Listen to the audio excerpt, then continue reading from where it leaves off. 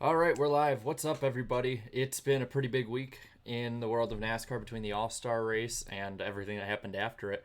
And just today has been pretty big. So let's not waste any more time. We have an awesome call in guest today, and we want you to hear from him. So I'm the Iceberg, and you're watching the NASCAR Weekly Podcast. Green flag, green flag. I'll roll. I'll roll. He's flipping me off. Ah! Hell yeah, boys! How about that? They touched. Watch it in the wall. He drew it off the track. Baby, that's how you do it. Get that second flag, son. Yeah, baby, yeah. Hell yeah. All right, so let's just get it started. Darian, I will present on you and start us off, man.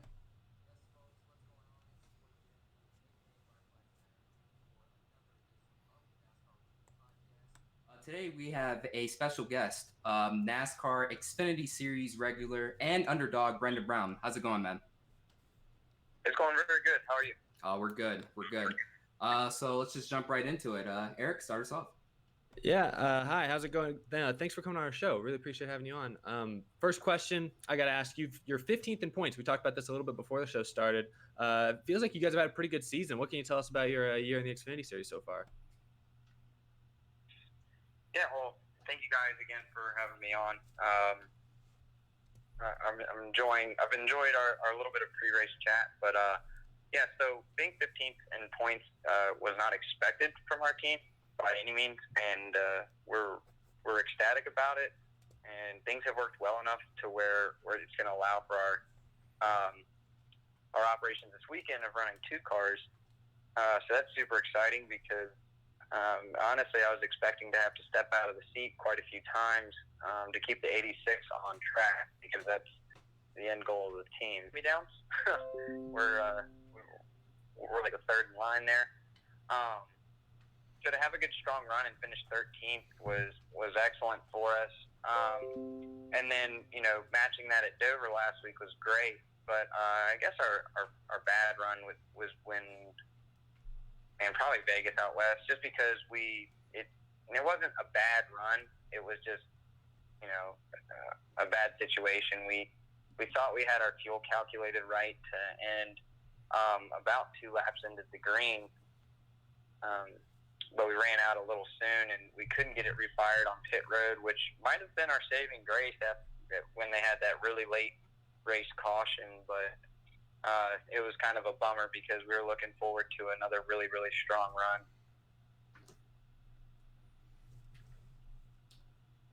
Oh, okay. Sorry.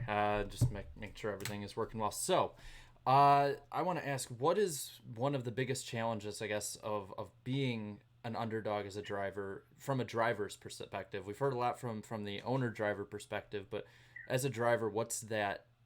Just a driver solely, what is that perspective, I guess?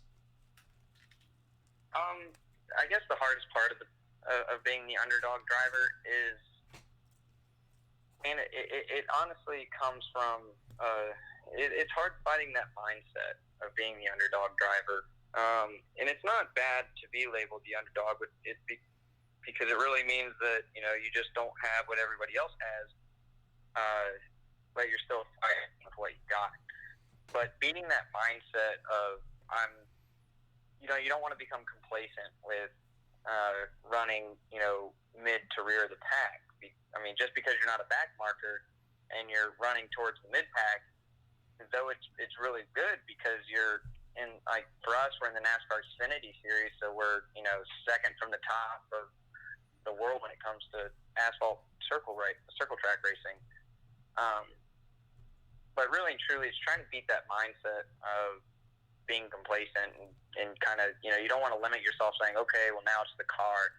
I'm doing everything I can. Now it's all in the machine. You want to try and push to be better yourself and to perfect your craft. But, to do that, you can't solely go on your equipment. But you do have to have an understanding that, what they have sometimes is going to have the same problems as yours, but be about 2 to 3 tenths quicker. So, it's trying to beat that, and our thing is, we want our mindset of keeping our end goal in mind, and that's becoming a top team. And for us, we want to keep our eyes on that prize, but it does get very frustrating when it feels like everybody's really maxing out their efforts, and we want to crack the top 10 really, really bad. And that's kind of why at Dover we were happy with our 13th, but you could kind of tell that throughout our pit and throughout our area that everybody was kind of like, man, we really wanted that. So I mean, for myself as a driver, it felt a little not necessarily as a letdown, but it just felt like I feel like I could have done a little bit more. Yeah, definitely. Well, speaking of that, it does sound like the team you've been driving for has made some big strides. We talked also earlier, you hinted at it earlier, but Brandonville Motorsports has 2 cars this weekend. You're going to be driving one of them.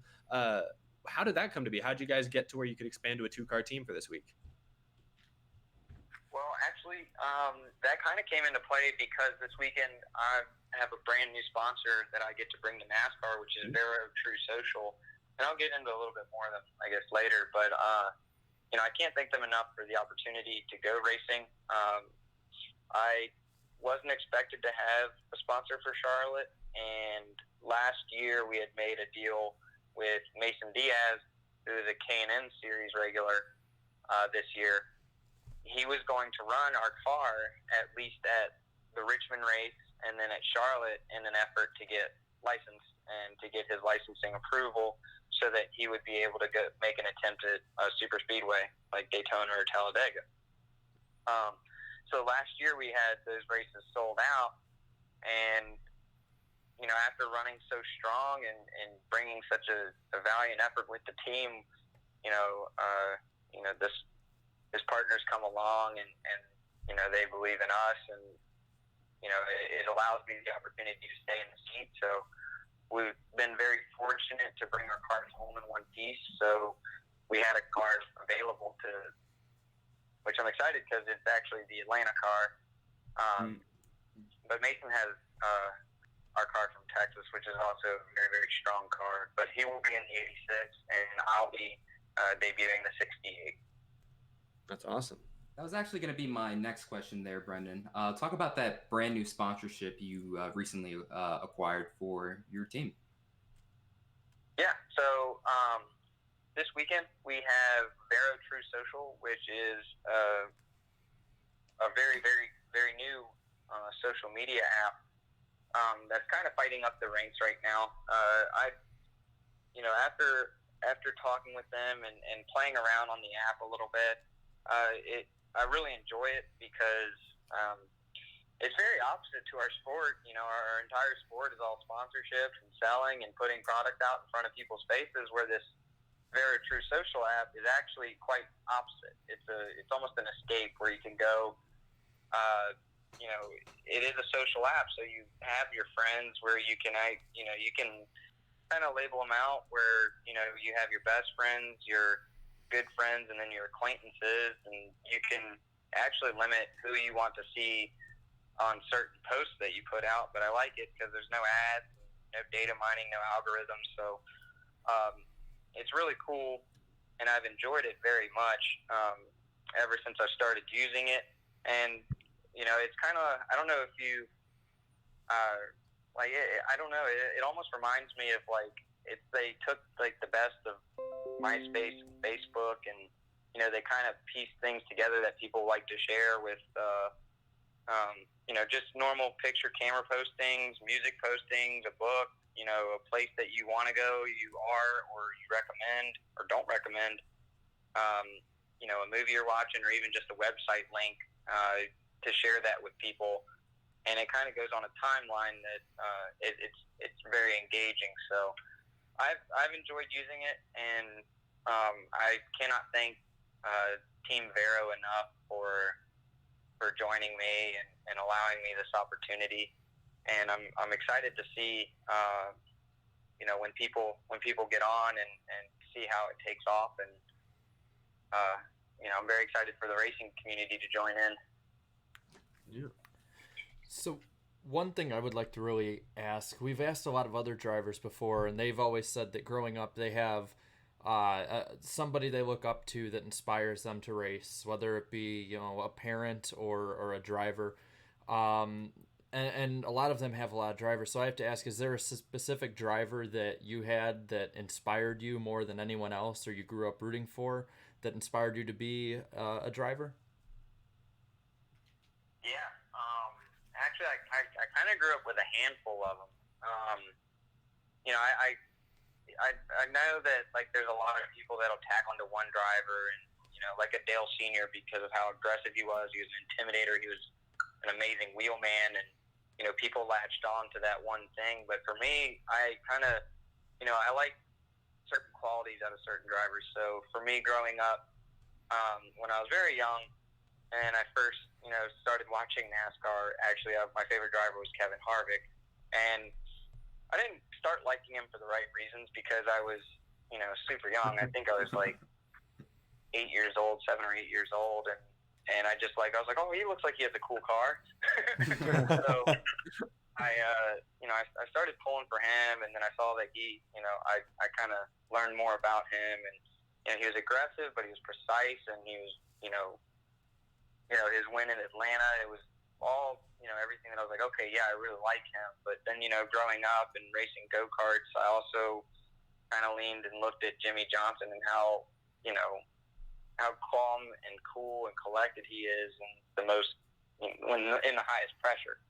And it's something that I aspire to be able to do. I kind of bounced a little bit back and forth with them, you know, watching and pulling for them. And, you know, they, you know, it was something to learn from both drivers, but, you know, but yeah, I don't know if I could choose just one. No, we understand you on that part. So really quick, so we have some fan questions here on Twitter, so I'm going to read 3 of them off. This is from the Ghostbuster. How does Brendan personally feel about Cup Series regulars in the Xfinity Series? That's a hot button subject, isn't it? Yeah, no. I mean, it's, for me, it's one of those things where, you know, it depends on what you're in, to me. And what I mean by that is, you know, if I'm in a Childress car or the Ganassi car or, you know, a Haas or whoever, Penske, whoever, you know, pick any of the top tier, you know, Cup teams. I call them like Cup light teams, you know. If you're in that car and you're racing against a Cup regular who's also in that same equipment, I think it would be great, because it's something where you get to perform against somebody that's at the top of the game, and it gives you the opportunity to race them and to try and beat them in an equal match. You know, for me, it's, you know, I'm not super against it. You know, I wish I had a better chance at fighting against them. But, you know, I do respect, you know, the teams and the drivers, because they've perfected their craft, and the team is, you know, it's top notch. They have everything they need to be the best, and they've earned that spot over the years. For a new guy coming in, it makes it that much harder. But I mean, I don't think the Xfinity Series is supposed to be easy, or the Truck Series for that matter. I don't think any racing at all is easy. I mean, shoot, I struggle to win on iRacing. So it's one of those things where, you know, nobody's a fan of being beat. I'll say that about it. But for me, I'm not super against it. Did I really enjoy it when they weren't there, because I was racing against my peers, my equals, if you will? Yeah, I like that a lot more, because then you kind of see where you stack up against the field of Xfinity regulars. It doesn't feel worse, you know, because when you say I've gotten 15th place today, you can say I've got a top 15 at whatever track. But when the Cup regular comes down, and he wins the race and dominates the field, then, you know, you're like, oh, I got 16th. I can't say I got a top 15. I can say I got a top 20, but that doesn't sound as good. Right. So, it's kind of up there. I'm more indifferent on it, I guess. We Appreciate your honesty. Yeah, appreciate the honesty too, man. Really appreciate that. The second one comes from Riley. He's asking, how challenging is it to run on a limited budget? Very. It's challenging. It's challenging, but it's at the same time it is rewarding. So it's not rewarding in the fact that everybody in the NASCAR is going to throw you in victory lane and go, "Woo, you did it." It's rewarding in the fact that our team sets goals at the beginning of the year, and I feel that that's the most important part of an underdog team or an underfunded team or a team that just isn't, as competitive. You need to decide what is a realistic goal that you want. The dream for us, and we go out to these races with the intentions of winning every single race. How possible is that? I don't know. If we're going out to Daytona or Talladega, I'm going to tell you my chances are kind of high. If I'm going out to race, Charlotte this week, and I'm going to say not as high as those tracks. But we do go out with that same mindset of we want to win, but we do have goals and more like stepping stones that we're trying to achieve. So we've achieved our top 20 goal. We achieved getting a top 15 goal. It was kind of our longer plan in the season for later in the season to plan on trying to get a top 15, but we were able to do that fairly early and sign it regularly. So we're like, okay, well maybe we should have adjusted our goals a little harder then. So now the next goal is that top 10. It feels very elusive. Getting it at a super speedway, it's still going to be sweet, but it'll be a much better feeling for us to get it if we can nab it at a short track or a mile and a half, or even a road course, because I've never even stepped foot on a road course in any way, shape, or form. So I'm very excited to try my hand at those tracks. I'm going to have to reach out to a couple friends, maybe get somebody like Josh Balicki to help me, because he's a very talented driver when it comes to road courses.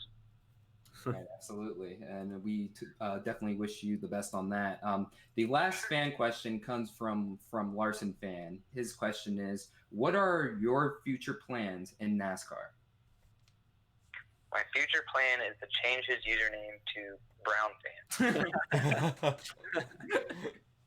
That's a good goal. Good. No, my future plans, I think it's the same as most other drivers. I want to become one of the Sunday guys. I want to race in the NASCAR Cup Series, and I don't want to just race. I want to win. I want to be a championship contending driver. And honestly, I've been asked before, well, what if the opportunity comes up to, you can either choose between a mediocre Cup car and a championship winning Xfinity car. I was like, man, I might choose the championship winning Xfinity ride just because I want to be able to race to win again. And I feel like getting that chance, such as a Ross Chastain, that's somebody, Ryan Preece and Ross Chastain have been two people that I look at now, though, Ross is still my competitor and we race against each other hard every week. It makes me feel better about myself because I'm like, okay, he got into the 42 car last year and he won the race, and he won. It wasn't a tight win. He didn't have to bump somebody for the win. He had a good amount of car lengths. So when I raced against him, I kind of based myself racing against him and Clement, and it used to be Ryan Sieg, but for some reason they found some speed. So when we race around them, it kind of is a reassurance that we're doing really well, and that we're, if I was in a winning car, I could fight for the win. But that's my goal. And I'd like to say that I want to become a winning driver again in this series. Not again in this series, but race winning again. But I want to do it in this series. Definitely. Yeah, definitely, for sure. Very ambitious, Brendan Brown is. So that'll do it for today's interview. Is there any last words you want to say? Want to plug in your social media platforms, perhaps? Yeah. So again, thank you guys for having me on here. really easy to talk to, and I like those kind of interviews. And it's nice to be able to talk to people. So, I saw a lot of Twitter questions up yesterday, and I kind of got confused. I was like, am I supposed to answer these right now on Twitter? But no, I probably will go back and try and plug out a few and, put it out there. But I'd love if everybody could definitely give us a follow. It's at Brandon Brown _86, because somebody already has the username Brandon Brown and Brandon Brown 86. So Brandon Brown _86, and then follow me on Vero at Brandon Brown. I got that one. So I'd love if everybody could do that.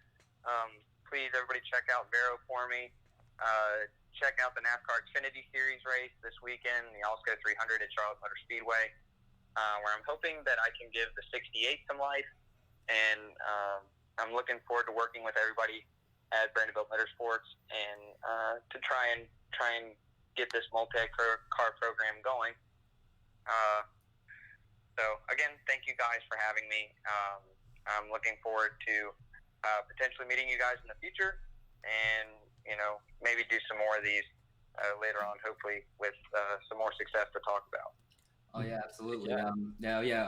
Just to let you know, some of the NASCAR YouTubers, we're all gonna be at Bristol this August too. So we'll definitely maybe get a chance to meet you there, for sure.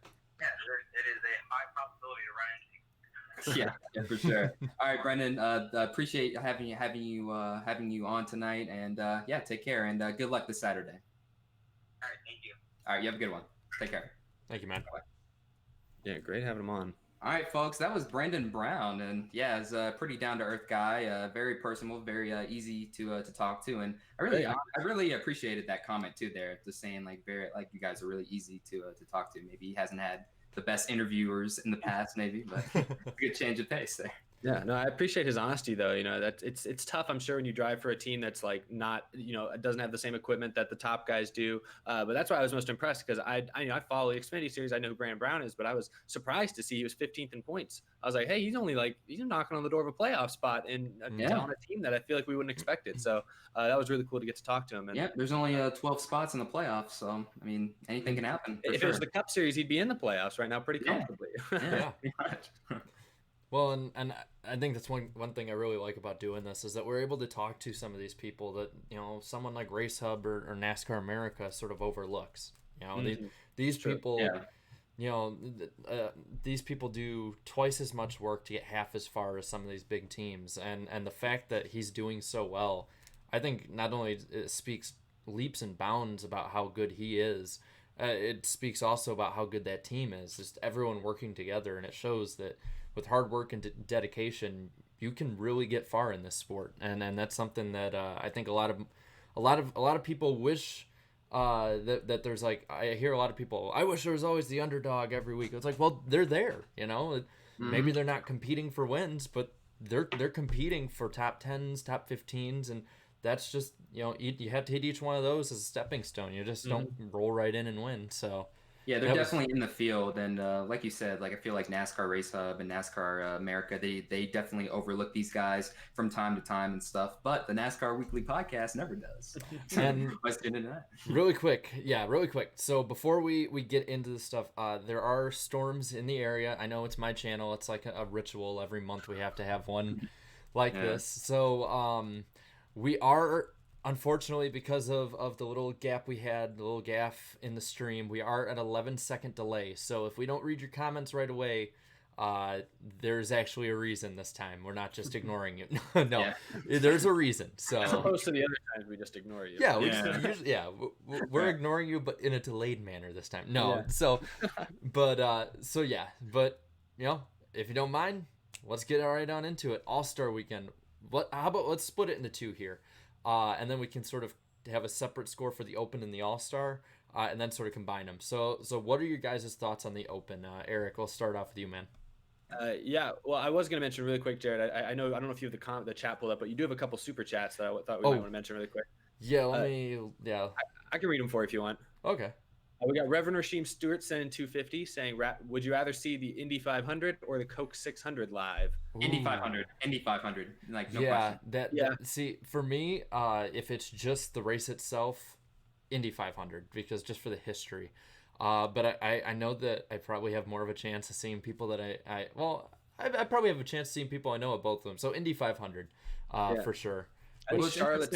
What's interesting is my mom, she has always said, I want to go see the Coca-Cola 600. And I'm like, well, the Indy 500, it's on the same day. She's like, so? Like, Coca-Cola 600. So, like, that's what she thinks. I don't know. I feel like Charlotte's probably a nicer track, but I don't want to sit on like bleacher seats for, like 4.5 hours for a 600-mile race. Like, I've been to Indianapolis. It's not, I mean, it's historic, but it's not a great actual place to watch a race. But for a spectacle like the Indy 500, that'd be a fun thing to do. Right. The other super chat you got really quick was from Carl Singleton. This one's for Darian. He says, "Hey Darian, what happened to BFM tonight?" Want to address that now or later? Yeah, I had said a little something on my YouTube channel in the community tab. So yeah, I tried something new. I branched out, tried something new, but I don't know. Like after 2 videos, I was just starting not to like it. So it's gonna become a distant. Oh, what's up, Grip Dog? Good to have you on. It's so basically BFM tonight. It's basically canceled. I'm sorry, I just don't like making them. Just gonna go back to my regular content, and so be on the lookout for Bad Seasons tomorrow. I'm not gonna tell you which driver, but new Bad Seasons video out. Mm-hmm. And I guess with that, we can welcome, before we get to talking to the All-Star race and stuff, Griffin's here. How's it going, everyone? What's up? It's going, man. Did you watch that interview, man? It was a good interview. What interview? Oh, the Brandon Brown interview? yeah. Yeah, no, I watched that. That was good. I low-key kind of wanted to ask a question, but no, it's all good. Okay. Next time we have him on, we'll for sure have you on as well. Get your question in. Appreciate it. Thank you. Because there will be a next time. Yeah, for sure. B because of the B on your hat, right? Oh yeah, definitely. All right. Cool. So so what we're gonna do, we're gonna get into the Open first, then the All-Star race. Eric will start us off with talking about the Open, and then we'll just sort of give our scores for each of them, and if we want to combine them to see what the overall one is, but it seems I have a feeling they're going to be relatively high. Well, for the Open race especially, Open race was some of the most entertaining. I know it was 50 laps was the scheduled distance, but they really went almost 60 or so. It was one of the most entertaining 60 laps I'd seen. I'm not going to necessarily say it was the best racing or anything, but it was definitely the most entertaining. Comes with the short stages, the photo finish at the end of stage 1, the controversial not spin and win, but like guys spinning across the finish line in stage 2. Both very just peak entertainment, peak excitement. 3 wide, 4 wide on restarts, bump drafting on restarts, people flying from like 6th to 1st out of nowhere, like all that type of stuff was absolutely fantastic. And then you had, I think the guys who won, I feel like were all pretty deserving, or at least I think it had the fan support for sure. I mean, Alex Bowman obviously won the fan vote. Then you had Kyle Larson, who's, I think everyone wanted to see him in the All-Star race. Obviously he made the most of that opportunity. Bubba Wallace, who's a great story. I think that was really important, was Bubba Wallace winning a stage and getting into the All-Star race was huge, just because that of the rumors and everything around that team lately. Like that team has been drugged through the name of that team has just been drugged through the mud for months now. I feel like, deservedly so to an extent. What?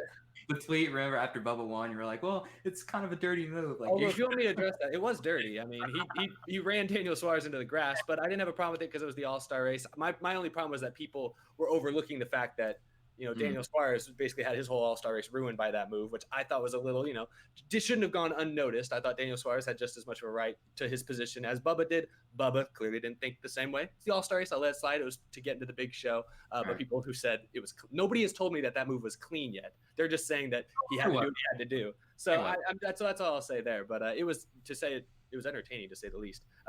Jared was talking about rating it. All Open race was a 10 out of 10 for me. Easy peasy.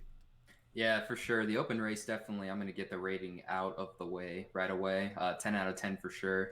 The first stage though, I felt really bad for Daniel Hemrick. It was looking like he was going to run away with this, no problem. Then the caution comes out, and then you see some guys stay out there, and unfortunately, it doesn't get the job done. What's funny is that during the open races, I was actually playing I was actually playing Rocket League for the core league too, doing a little Rocket League action on there. And so I was while I was playing it, I was watching the race simultaneously on my laptop, streaming it on Fox Sports Go.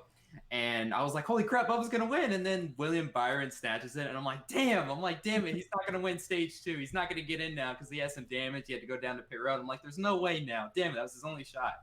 And then sort of the same thing happens in stage 2. And I'm just like, Bubba, just drive aggressively. I don't care if it's the most dirtiest thing ever. I don't care if you spin someone's quarter panel, if you hit them and then they just spin straight into the wall, man. Do what you got to do. And thankfully he listened and he won a race. Holy crap. And you won a stage. Yeah, or I'm sorry. Yeah, technically. He won a stage. Yeah, he technically won a stage. So if you want to look at it from stats wise, that is the first unofficial win by an African American driver in NASCAR history, because the only other one was an official win in 1963 from Wendell Scott. So that was pretty cool. And then Kyle Larson steals the show in stage 3. So but Ty Dillon, he was looking very impressive there. It was looking like he was about to be there for a moment too. So that would have been hilarious to see Kamikaze's reactions going on Twitter and stuff like that. It's always great to see that. But yeah, and then Bowman winning the fan vote, not really a huge surprise there. I figured he had a lock in it just from what NASCAR was releasing. He was winning for most of the week leading up to the open races.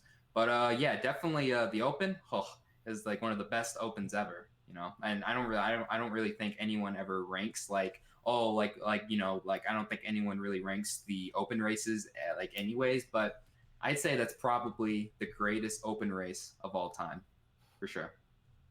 What do you think, Griff?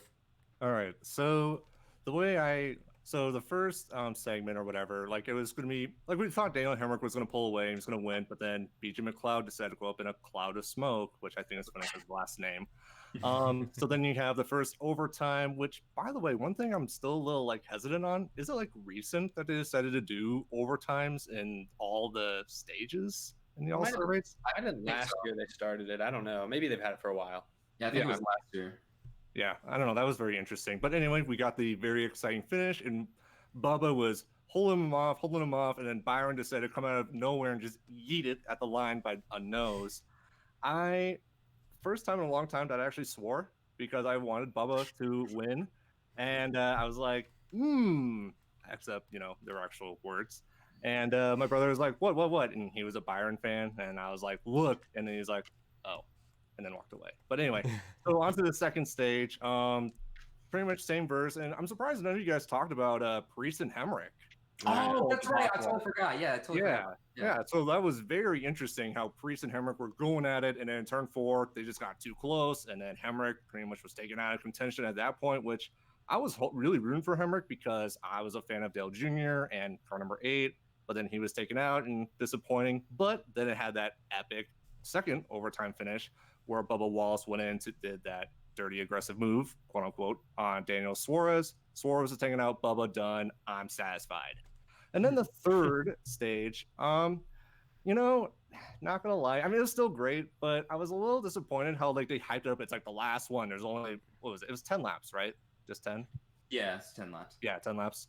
But there wasn't any cautions. And I mean, of course, you don't need cautions to have a great race. But Kyle Larson pretty much had it in his hand. Alex Bowman got close.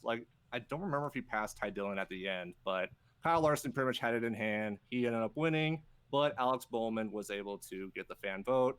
So I am going to give it a 9 out of 10, not 10, just because the third stage was not as exciting as the other two. And you can, hate me, whatever.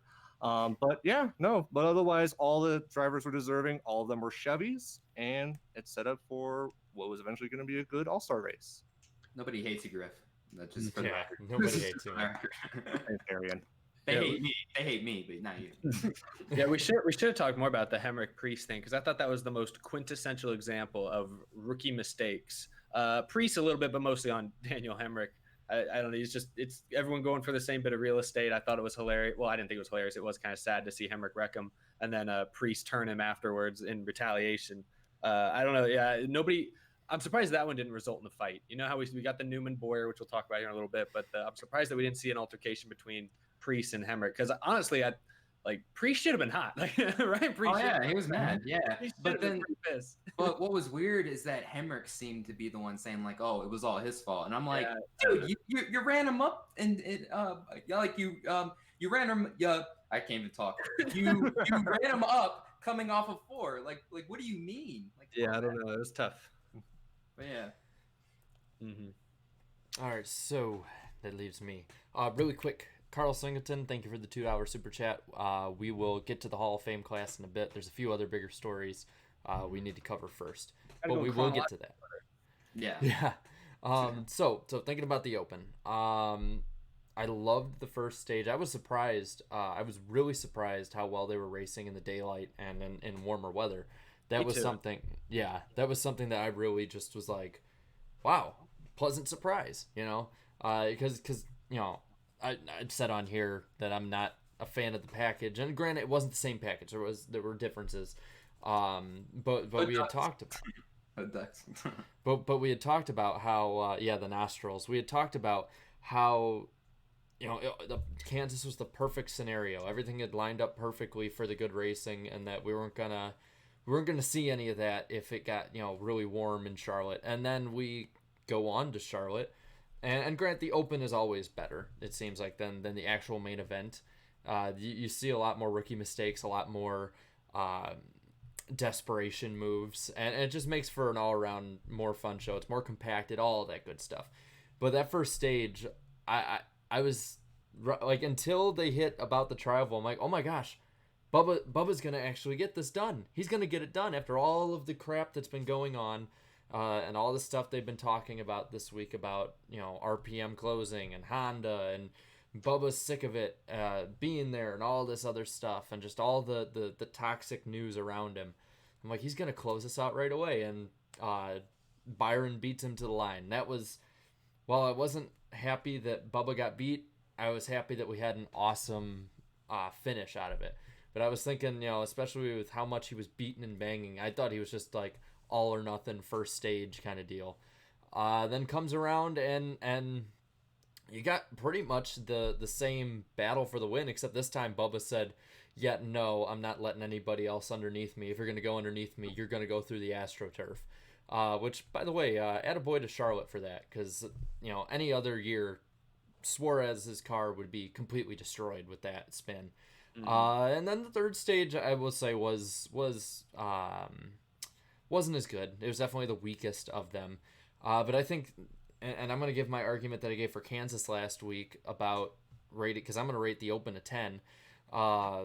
And the reason I give for that is the same thing I said about Kansas, is that, the finish I don't think should nullify the fact that the race all around was a great race. So I'm going to give it a 10. I was thoroughly satisfied with it. And I guess if anyone else has anything to say about the Open or about anything brought up, say it now, or we'll just go on to talking about the main event. Go Bubba. All right, let's move on. Actually, the only thing I do want to say is I'm kind of surprised how in the end Alex Bowman went all the way up and became the fan vote person. I don't know. I just felt like it was very interesting how, because I think when it first went out, I don't remember where he was. I think it was 4th or something like that. Mm-hmm. But then he racked up the seconds, and now he's Well, that's what happens when you finally perform. Fans will start to root for you once you perform. I will say something about the fan vote and how NASCAR overall handled it.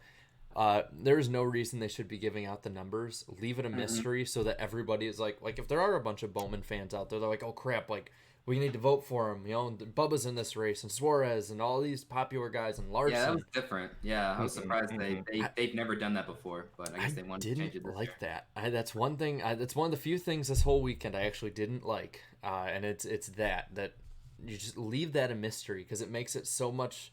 Obviously, if Dale Jr.'s in the race or Danica, you know they're gonna win it. But most of the time, it was like, oh man, who's gonna win it? Like in 2008, for instance, right? Most people thought it was going to be Casey Kane, but then Darlington Jr. came in and just said, all my fans vote for Elliott Sadler. Oh, I remember that. Mhm. Yeah. And that added a bit of mystery to it. Like, man, is Junior Nation going to vote for Elliott Sadler, or is Casey Kane going to make it? And ended up being Casey Kane. But it still had that mystery to it. And that's something that I wish they would have kept in this year, is a little more mystery with it. But other than that, and then the intro is not being that great, in my opinion, I can't think of too much to be upset about with this weekend. Just minor You didn't like the intros? No. Oh, come on. You had to like Bubba's, man. Come on now. Bubba's You was like- a good one. Yeah, Bubba's like- was my favorite. Oh, okay. It wasn't. It was off brand, but it was on brand for Monster. This was like you Yeah. could tell Monster Energy had their paw prints all over this night, Yeah. Yeah. and it was most evident during the intro. So I think it was on brand for them. It was But playing definitely, Old Town Road during the intros. Yeah, that made me shudder a little bit. But yeah, I don't know. It wasn't too bad. They did the same thing. They've done the same thing the last couple of years. So I kind of was. I'm I was not- expecting it, I guess. Mhm. I was expecting it. I've just never been that big of a fan of it. Everyone can call me an old head if you want, kind of deal. I completely understand. And I understand why if people really liked it, but it wasn't for me. Yeah. Yeah. I will say about the fan vote thing, it's interesting because the like baseball and I think basketball both do their all-star voting where they reveal throughout the weeks, they give updates like who's leading at what position and everything. And it feels like this year NASCAR, I guess, decided to go that route. So there's NASCAR trying to be like other sports again. You guys ready for that? Oh boy, let the trolls out from under the bridge for that one. But I'm not sure how I felt about it either. That was all I wanted to say. I think I like when in the past when they just say here are the top 10 in no particular order. But if they're going to do it from now on, I'd rather than maybe bump it down to like here's the top 5 in no particular order. Because the problem is when you say the top 10, there's 3 or 4 of those guys that we know aren't actually going to win. They're too far back. We don't know who they are, I guess. So there's the mystery aspect. But it's like, I don't know. I guess they do the 10 because they want all those fan bases to be excited. So I understand why they used to do it that way. I wouldn't have a problem if they switched it back. Now, I will say about the intros, nothing can be as bad as the year that they had all the teams crappily playing the drums. Nothing will ever beat that. Yeah, as worst, yeah. worst I agree ones. to that. Yeah. What year was that? I think 06 or 07, one of the two. Oh, Remember this. I was pulling this up. That's so young. Yeah. But Yeah. go Oh, ahead. Oh, I was just going to say, going on to the bandwagon of the intros, I would say my favorite intros was probably like back in 2000. So joining you as an old NASCAR fan or whatever. What they did was they actually, like, along with the driver, they actually showed the car as well. And this was back in the day when like everyone just had one sponsor. So when they had like a special paint scheme for that, it was really cool. They did show that for like the Winston. Yeah, that's right. Isn't that what the race used to be called? The Winston. The like, Winston, All-Star? yep. Yeah, the Winston. Just the Yeah. Winston. And then in 2004, when Nexo came in, that's when it became like the All-Star Challenge. Yeah, that's Yep. right. Yep. That's a memory right there. Yep. And so my favorite car from the Winston has to be, if you guys remember from 2000, Terry Labonte drove a Kellogg's Cherry Berry Swirl car. Mm-hmm. Oh my God, the red and the blue, I love it. Anyway, so yeah, that's a little NASCAR nostalgia right there. Even just a few years ago, they were doing it where they'd have like the driver come out on the stage, and then out in front of the stage, timed up with them, they'd have the crew guys pushing their car by. That's right. I remember. Mhm. They were that. even doing that just a few years ago. Like I think Sprint was still doing it back then, but Mhm. yeah, they've changed entirely. I don't know. Yeah. Also speaking of sprint and fun fact, this is the first All-Star race since 2006 that the walls are white. Yeah. Oh yeah, that's right. Yep, otherwise it's been yellow. I don't know. I personally think there's like a curse when the wall is yellow. The All-Star race doesn't seem to be as, I don't know, up there in my opinion. But when it was white, it seemed to be a lot more exciting. But that's just my opinion. Certainly helped this race for sure. Yeah. It's an adventure. And speaking of this race, I guess we can start back off again, maybe the same order we were in before. Eric, you want to lead us off? What were your thoughts on the main event? Because I think this is where all of our opinions might vary a little more. I'm honestly trying to remember everything that happened in the main event. I mean, it was a good race. I wouldn't say it was as good as the Open, but I think the Open's always better. But in general, I did like that the main All-Star race still had a good mix. It had a lot of jostling for position in a way that we don't typically see at most mile and a halves. Like early on, Kevin Harvick jumped in the lead, and I thought, oh no, it's going to be like last year. And then before long, Kyle Busch was actually able to run him down under green and pass him. And I thought, okay, not a Kyle Busch fan, but okay.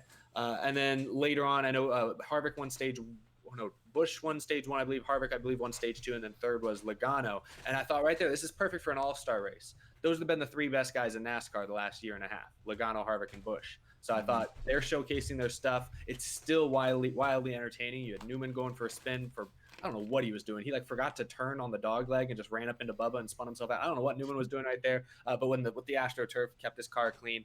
You still had great drama. Eric Jones was driving basically like the remnants of a race car for half of that race and was still up in the top 5 with the whole right side tore off the thing until he eventually then tore it up for the final time. But I thought overall the All-Star race was more, as per usual. The All-Star race, the main event, does not have as many wrecks. It does not usually have as many fireworks as the open race does, at least not in recent years. And this year was no different, but it was still very good. It was more of a clean race.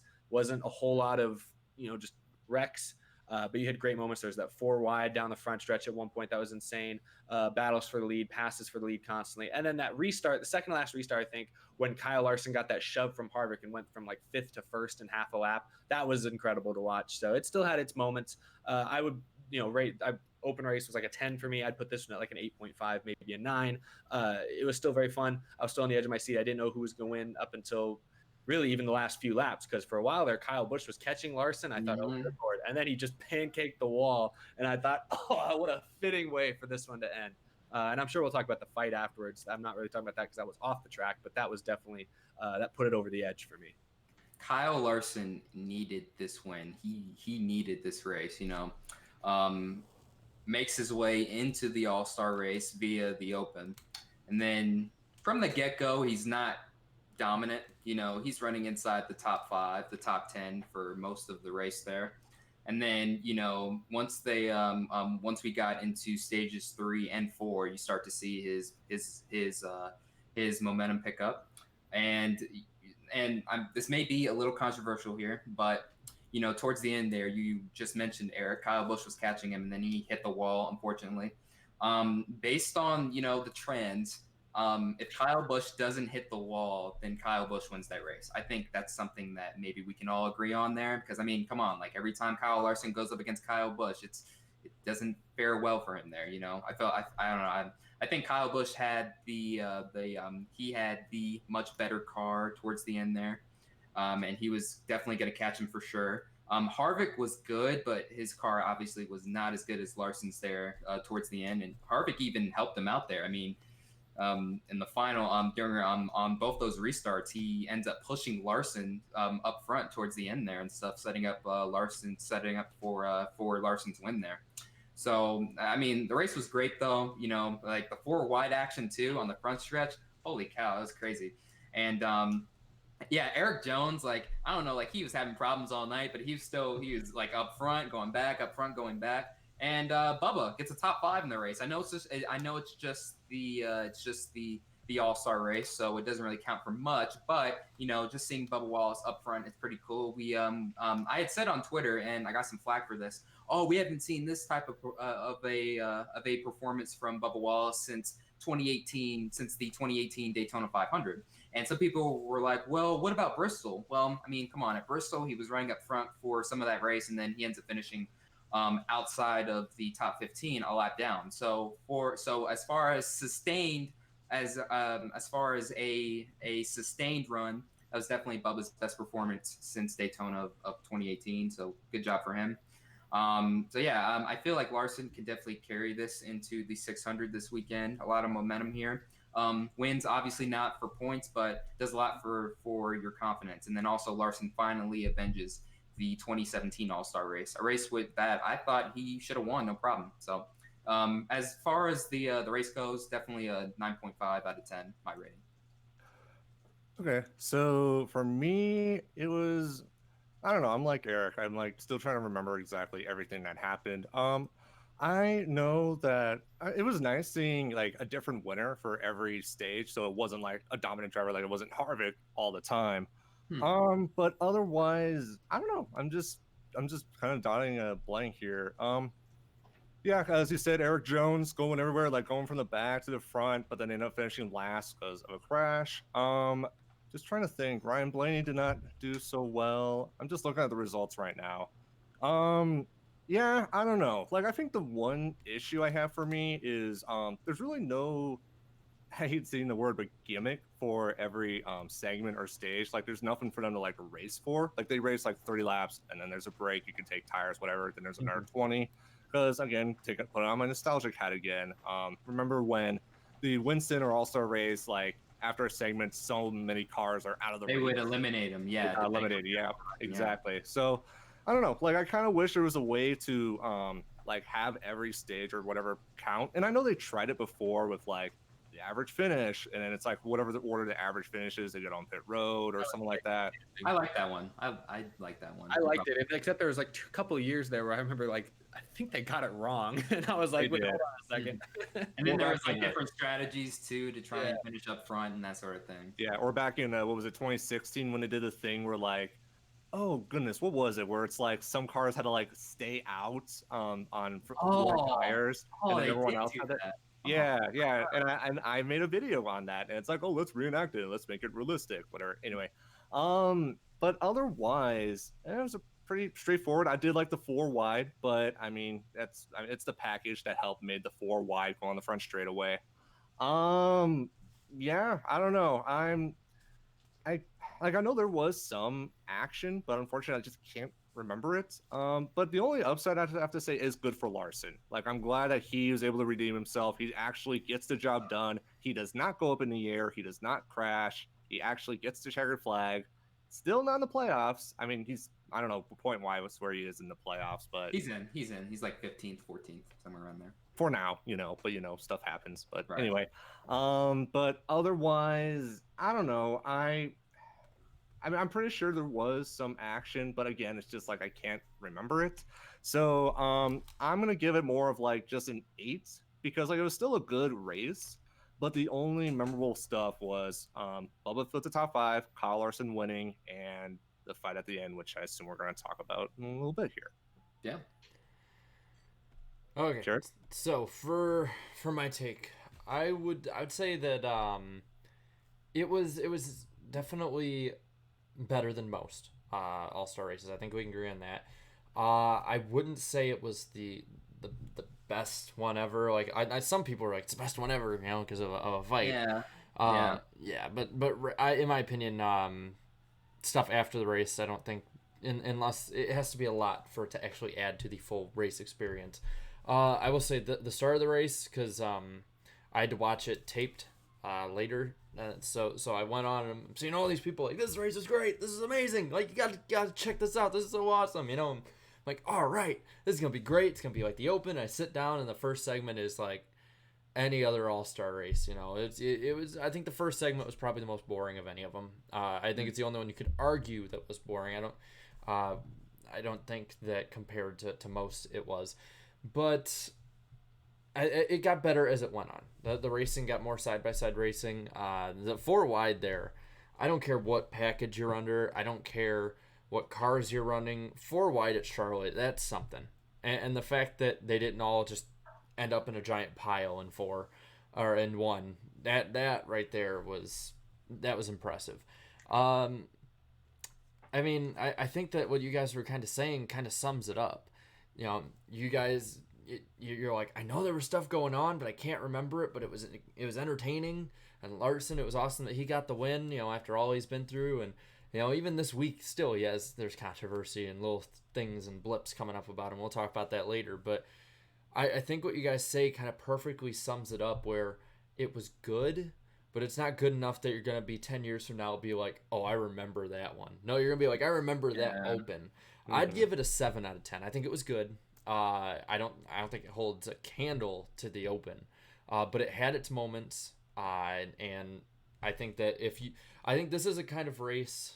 I've been watching some older COT races this for the past few weeks, and it reminds me kind of the Pepsi 500 in 2009 at California, where you're not going to remember the race off the top of your head, but when you go back and you find it just in a collection of old NASCAR races, you're going to be like, wow, this was really good. This is entertaining.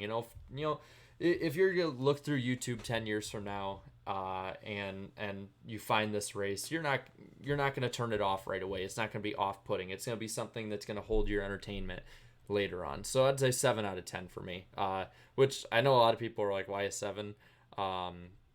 I think it was good, and for me a 7 is good. So well, I guess we can really quick. I saw there was a super chat. Let me scroll a little bit here. Carl Singleton, man, you're the MVP tonight, man. $2 says get 5 points to come on the podcast. You know what? Maybe we can see if we can get him and Tree on sometimes. And Tree's been on before. He has made NASCAR vids before. Yeah. He made one in February, I think it was, and he was talking about like some of the old tracks, and he was basically like roasting them, especially like Vegas is like the best one. Well, and I will say, I always love when people come on here with a little more of an outsider perspective, because it gives you a different look that a lot of people don't have. So I'd be completely fine having him on. He seems like a cool dude, and he makes great videos, so why not? Yeah, for sure. But while we're thinking on a more positive note, let's think on what was positive for all but 2 people, the fight. What do you guys think about it? I will let you basically just first come, first serve, whoever wants to go first. I'll go first. Yep, I knew you would. I'll go first, man. Man, look, listen. I love Clint Boyer, man. You know, he I met him like when I was in elementary school and stuff. You know, he's a pretty cool dude to meet in person and all that stuff. But in this case, he was a punk, man. Come on now. Like I'm sorry there. Like I understand Newman can be a bit of an ass to race against sometimes. Trust me. Like we've seen that in the past. But come on, dude. Like if you're gonna fight someone, like you know, like you gotta wait until they get out and stuff. Like, come on, you can't start swinging and like while he's like trying to unstrap himself in the car, he's swinging like a freaking rock'em sock'em robot here. My mom was telling me that and stuff, and I ended up tweeting that afterwards with a little gif. And then I hope everyone else noticed this, but as soon as Ryan Newman got out and walked over to him, Boyer didn't have that same energy. He didn't have that same energy at all, and you know why? Because like he did, like. Sorry, but Newman, that's a big guy right there. That's a big guy there. They don't call him Thick Newman for no reason. So I mean, he would have kicked his ass, man. So like I mean, it's very entertaining though because I guess stuff like that is very good for the sport because I saw on social media these other outsider accounts like Bleacher Report. I don't know if you can call Barstool Sports, not Storts, Sports, an outsider now and stuff, but there's a lot of outsiders who don't watch the sport. When they tweet about, hey, there was a fight in NASCAR, like that's pretty good. That's more publicity there. And we've had 2 fights this year. Like that's crazy. I don't remember, like this has to go down as like one of those years where like, hey, we have a lot of fights and stuff. So this might be. Well, I just think of that. I was telling you guys before the show. I just think of that one line from the 2014 Godzilla movie, and I just think of it every time when it comes to not just this, but the drivers in general this year. Just let them fight. Yeah, just let them fight, man. Just let them fight, do whatever. And I don't think there's a rule book now. Just there's gonna be no penalties. There shouldn't be, so that's a good thing.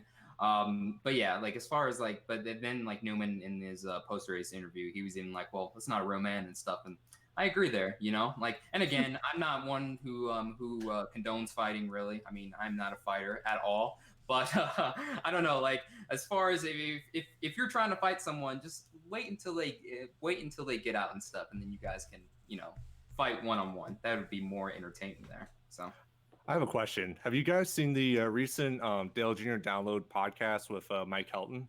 No, I haven't listened to it yet. I've seen a few clips. One clip. Okay. So they talked a little bit about it, and I'm going to kind of go off of what they said. So spoilers, I guess. So what they kind of went to and what I recommend and suggest is do it like in hockey, where you get them out, you get them in front of each other, and then just let them tussle and do their thing. But then once someone's either like, I don't know, bloody or get them like on the ground or something like that, then stop it.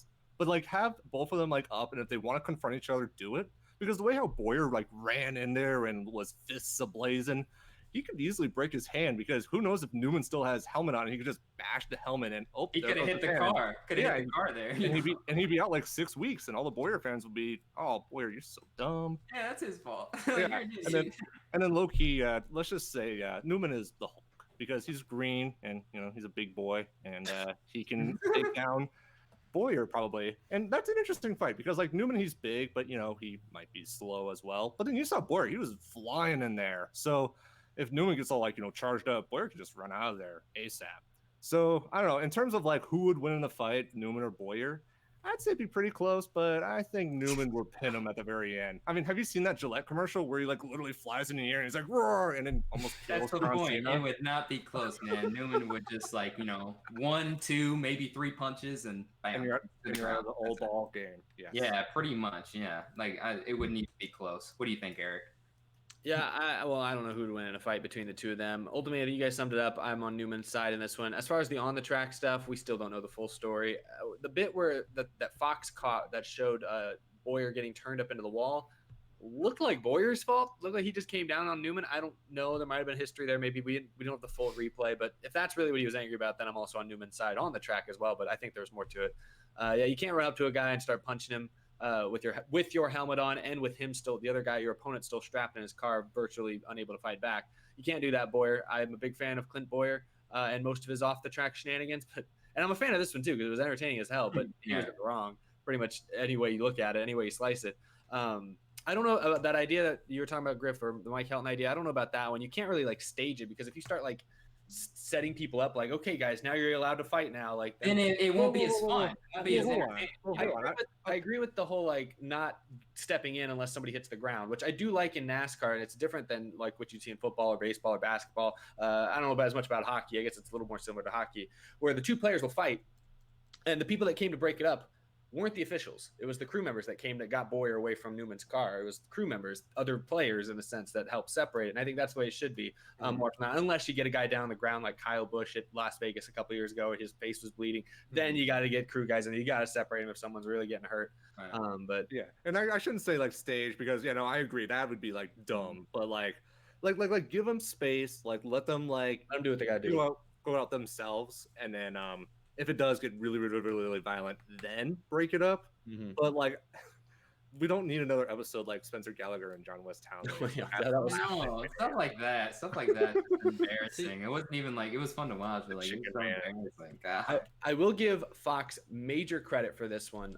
They honestly made that fight twice as entertaining as it was, just with the way they covered it live. If you remember, they were showing Kyle Larson doing burnouts and stuff. Immediately, they cut to Clint Boyer before he got to Newman's car. We actually saw Boyer as he was still running to the car. He gets in there, starts punching. Darrell Waltrip says his funny things about machine or whatever. And then right after they get broken up for a split second, they immediately cut back to Kyle Larson as he's standing on his car with the crowd screaming, yeah, and he's just going like this. The immediate, the juxtaposition from dark pit road, two guys fighting, to bright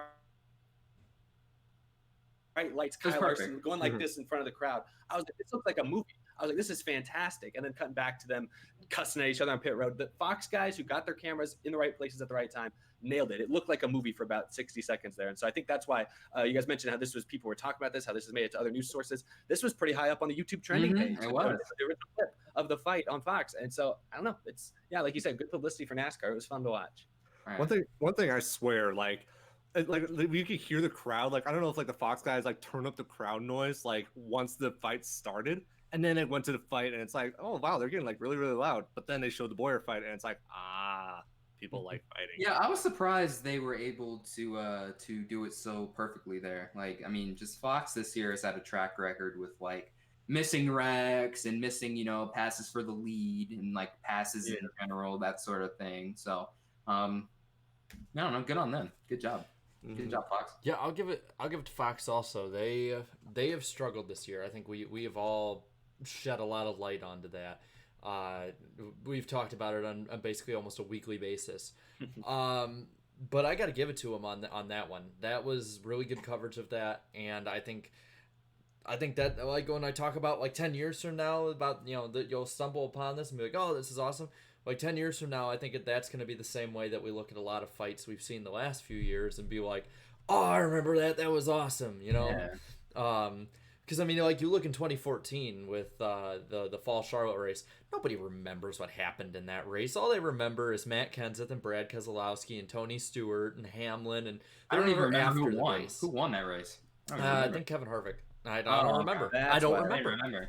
But I love it. I think that NASCAR should completely stay out of any business when it comes to those fights. Let them be completely spontaneous. I think that's what makes NASCAR so different from anyone else. Because when you watch hockey, especially like local hockey, there's I think it's like the AHL or whatever that my local team is in, and it's like they get all set up and they're skating around in a circle and they start doing this and it just feels fake. Yeah.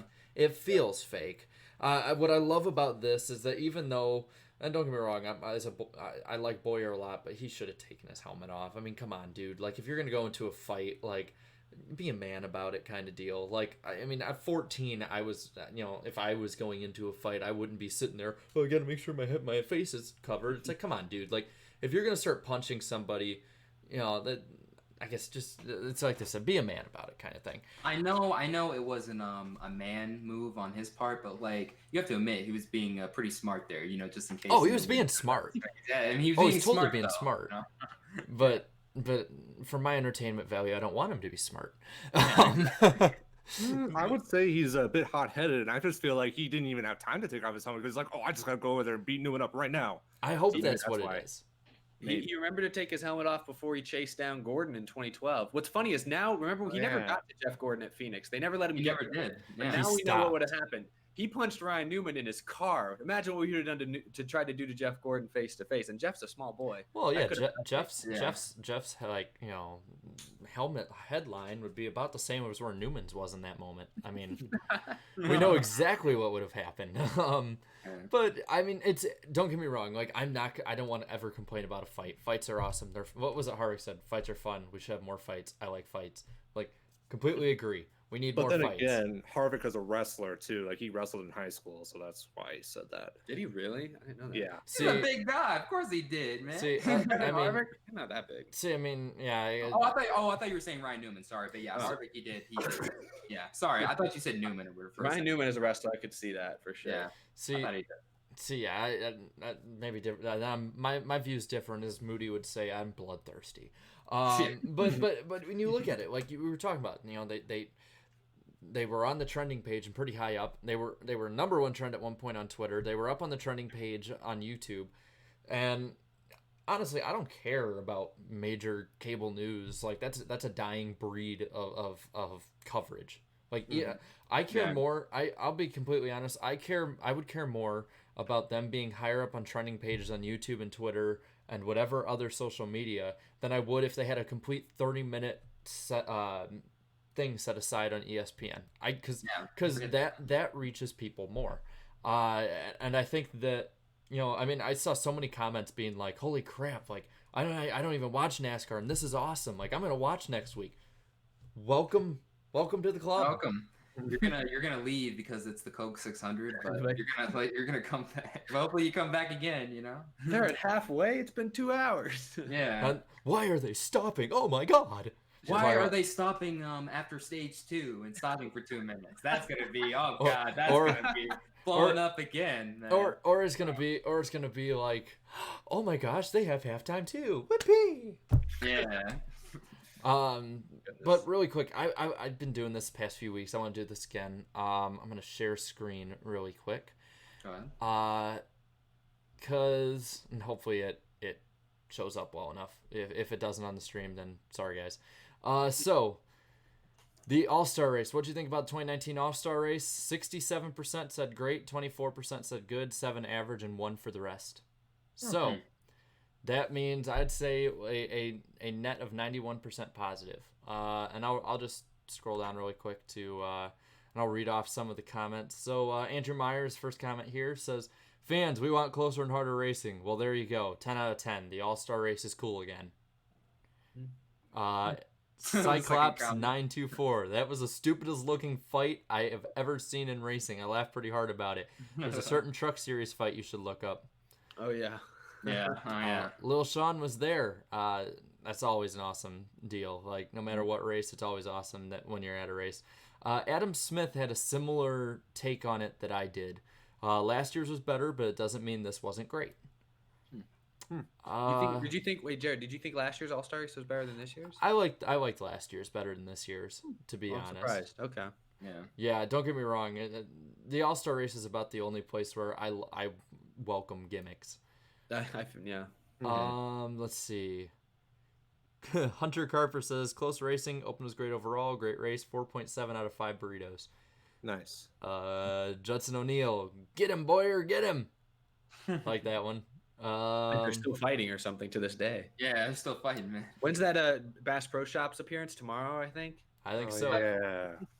Yeah. So all right. yeah, so just letting everybody know, we'll be doing this each week. So if you want your comment read on here, just leave a comment there, put your vote in. This week, I was expecting a little less than Kansas, but we still had well over 1,500 people vote. So thank you very much. And if you want to be seen on the podcast, leave a comment. I gotta say though, 91% combined for those who are thinking it's a good or a great race. That's the most so far this season, right? In your poll thing. I think it's pretty high up there. If it's not number one, it's definitely towards the top. So yeah, thank you guys so much for giving us your opinion. Because trust me, I know from the YouTube comment section, you guys don't want to hold back. Oh yeah, it's like the last like you should hold back. Oh yeah. All right, so I say if we don't have anything else on the race itself, we should probably talk about the biggest news story that came out of this week so far. Well, really quick, we should probably just a quick blurb here. The race is basically flat with last year. The Open had a few, I think it was 100,000 more viewers. Mm-hmm. So Open had more viewers, and the All-Star race had a little less. Yeah. So again, it kind of goes with the trend we've had for most races this year of flat or gain. If it's flat, it's good. If it's flat, it was a good weekend all around. That's where we're at now. Yeah. But no, in all seriousness, so good weekend all around, it seems like, for the sport, and seems like a little bit of momentum's been built since Talladega for the most part, so that's always really good. So going to the big hot button story this week, NASCAR bought ISC for $2 billion. Start off, Griff, what are your thoughts on that? I don't know, actually. Like, I guess I don't really know what this all implies, because isn't ISC owned by Lisa France Kennedy, right? Mm-hmm. Yeah, but I think there's also certain other people that have different say in it. It's owned by a group, but I do think the France family, the combination of them, do own the majority of it, which is why they've worked so closely with NASCAR and why I think they were able to make this deal. It's part of why they were able to make this deal happen, I think. Okay. I mean, I guess I really don't have an opinion on it. It sounds like everyone else is down for it, which is great. The only thing that I find interesting, and on Twitter I said noted as I go up here for a second. Where was it? So according to Bob Pockris, he says that let's see, where does it say? That Brian France will be bought out of his shares. Yeah, so it sounds like they're really ousting Brian France from pretty much everything, which I'd say is good. Yeah, good. I don't know why he was the owner of whatever of NASCAR, but no, I'm glad he's out. And if this also means changing up the schedule for 2021, I say go for it, and hopefully we can get some new attractions for the Cup and Xfinity and Truck guys in 2021. That's exactly what it means. This is the biggest story in NASCAR this year by far. NASCAR finally has way more control of their own schedule, which is good. It's a good thing. The one thing that was getting at that I didn't understand was I had tweeted out this morning. This is to me, this is just my opinion. To me, this is a move where, a decade from now, we'll look back on and say, man, this is one of those moves that, brought the sport back to prominence, Mm-hmm. But some fans were just well, no, I don't think I would go that far. Let's wait and see and all that stuff. But I'm we should wait and see. I mean, yeah, I can understand that to a certain extent, but I don't see any negativity with this move. This is exactly what NASCAR should be doing, buying out these huge track corporations, doing that, and also having more control of the schedule. I think it's a pretty bold move, and it was for how much again? $7 million? Something like that? $2 billion. Or $2 billion. Whoa, never mind. I don't know why I was thinking $7 million. No, $2 billion. Damn. I mean, it was pretty big today. I mean, ESPN was even talking about it for a brief moment today on one of their flagship shows earlier today. So I mean, I'd say for the most part, it's a pretty big move. But yeah, I mean, I can agree with that. I guess I can compromise there. It's a little wait and see moment, you know. But again, I don't see any negativity surrounded by this, and yeah, this is one of those steps, bringing NASCAR back to prominence. So what tracks do NASCAR own now? Oh, ISC owned Daytona, Martinsville, Richmond, Kansas. They own a lot. They own ISM, to name a few off the top of my head. I think they own Talladega. Yeah, I mean, they own a good amount, like roughly half the schedule, probably. Martinsville. Yeah. Yeah. There's a strong sense of irony here. Fans for years have said anything NASCAR touches, they destroy. Now NASCAR owns half of the tracks that we race on, but they're going to make it great. Now they're going to make it great. I agree. I think they will. I do think NASCAR is going to make the right decision here, and I think this is a good move just because it means more schedule changes in the future. In the near future, probably by 2021. This times out perfectly. According to, I think it was Bob Pockrass also tweeted that assuming this all goes through, because it's not final, it's just in motion now, and it's probably going to happen. It should all be done by the end of this year, which means by 2021 or by 2020, they'll be able to set up the schedule for 2021. Perfect timing. So I think it's good in the sense that I think we know where NASCAR's head is at right now. NASCAR's head is more short tracks, tweak up the schedule, see what the fans want, and try to do what the fans want when it comes to the schedule. So because of that, I think it's a good move, but I do think it's interesting how people are immediately, and not to blame you here, Darian, I think this is going to be, I do think this is going to be a good move long-term that we will look back at 10 years from now and be like, hey, it was a good thing that happened. But I just think it's funny how ever since I've been a NASCAR fan, I've just had to hear how fans say that's NASCAR what I was saying. Everything. Yeah, that's what I was getting at there. You know, it's funny how that works, but I don't know. I think it's a good move because I think this will allow them to make changes. Because the problem is before this, if they wanted to make any major changes for 2021, they were going to have to go to ISC, negotiate, compromise. NASCAR probably wasn't going to be able to get everything they wanted. ISC probably wasn't going to be able to get everything they wanted. Now NASCAR basically owns it. They get the final say. They still have to. They're still probably people. It's complicated. They got to work with TVs and they got to work with a lot of different things still. But it's simpler. It's definitely been simplified. So I think that's the reason fans are happy about it because it definitely means changes to the schedule. And now, of course, when that schedule comes out in 2021, I'm really excited to see if fans are happy or not about it because we'll see what they change. I think even Rockingham is owned by ISC, so there's another possibility. It is. Oh, wow.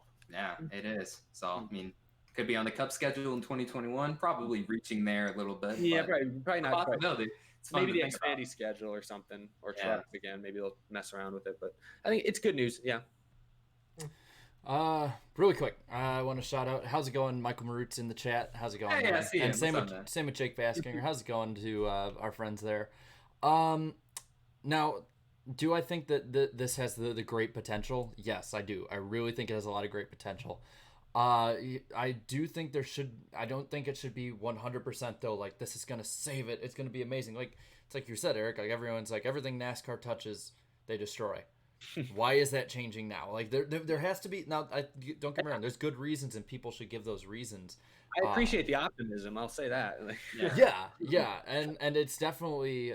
I think it shows that they have been going in the right direction enough to garner that response, and the last few weeks have helped with that. I do have to think though, what impact was that middleman when ISC wasn't completely owned by NASCAR? What was that impact?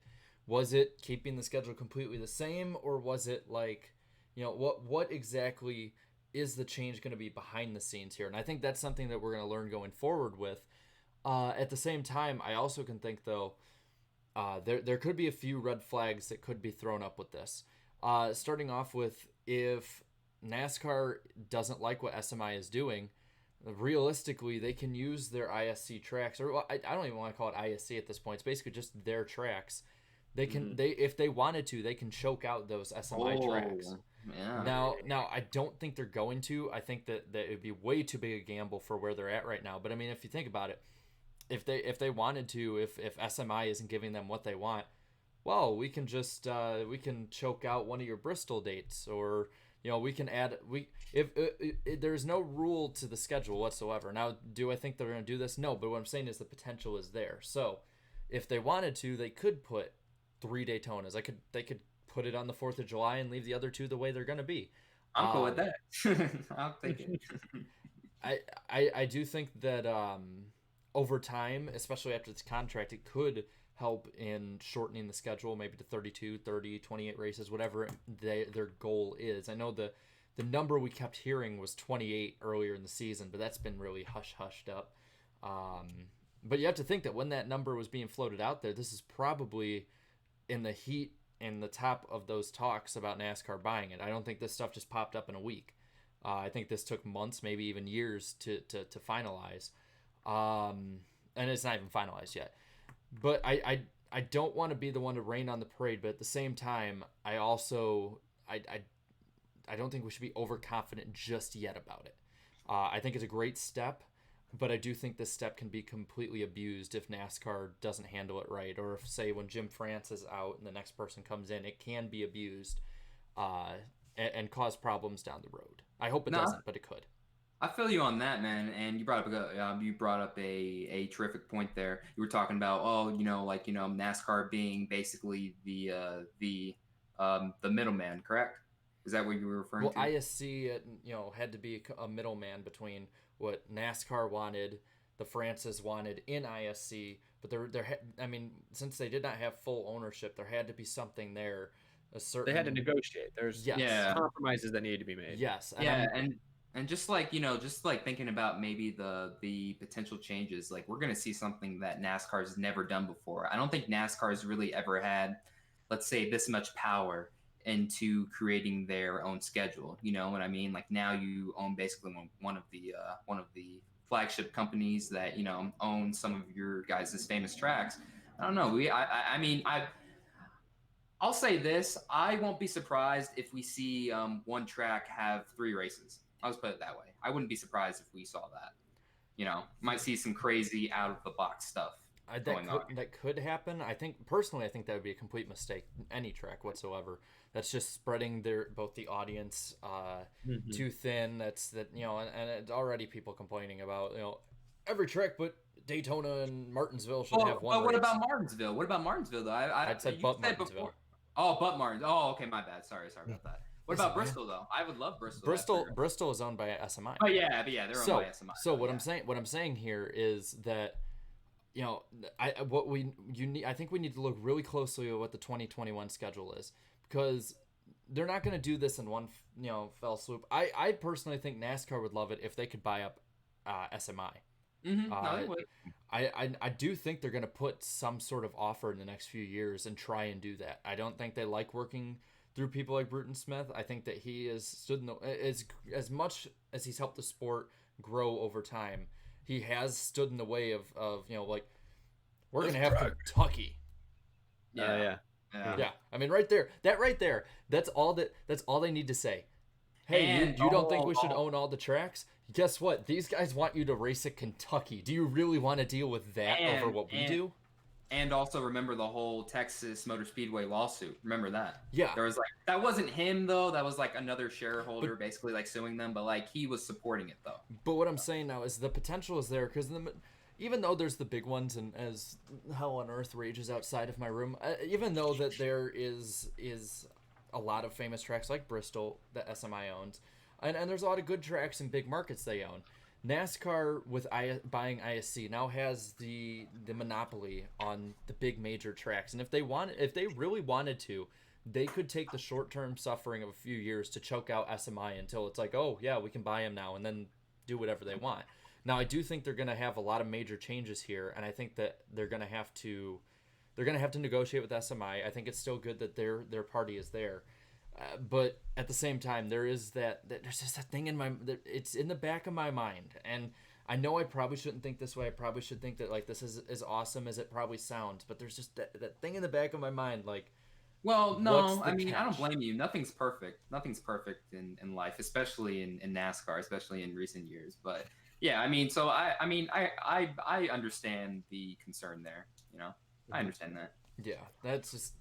I didn't want to say it on Twitter too much because I knew that people would jump on me right away, and I was I want to say it on here where people will jump on me. Yeah.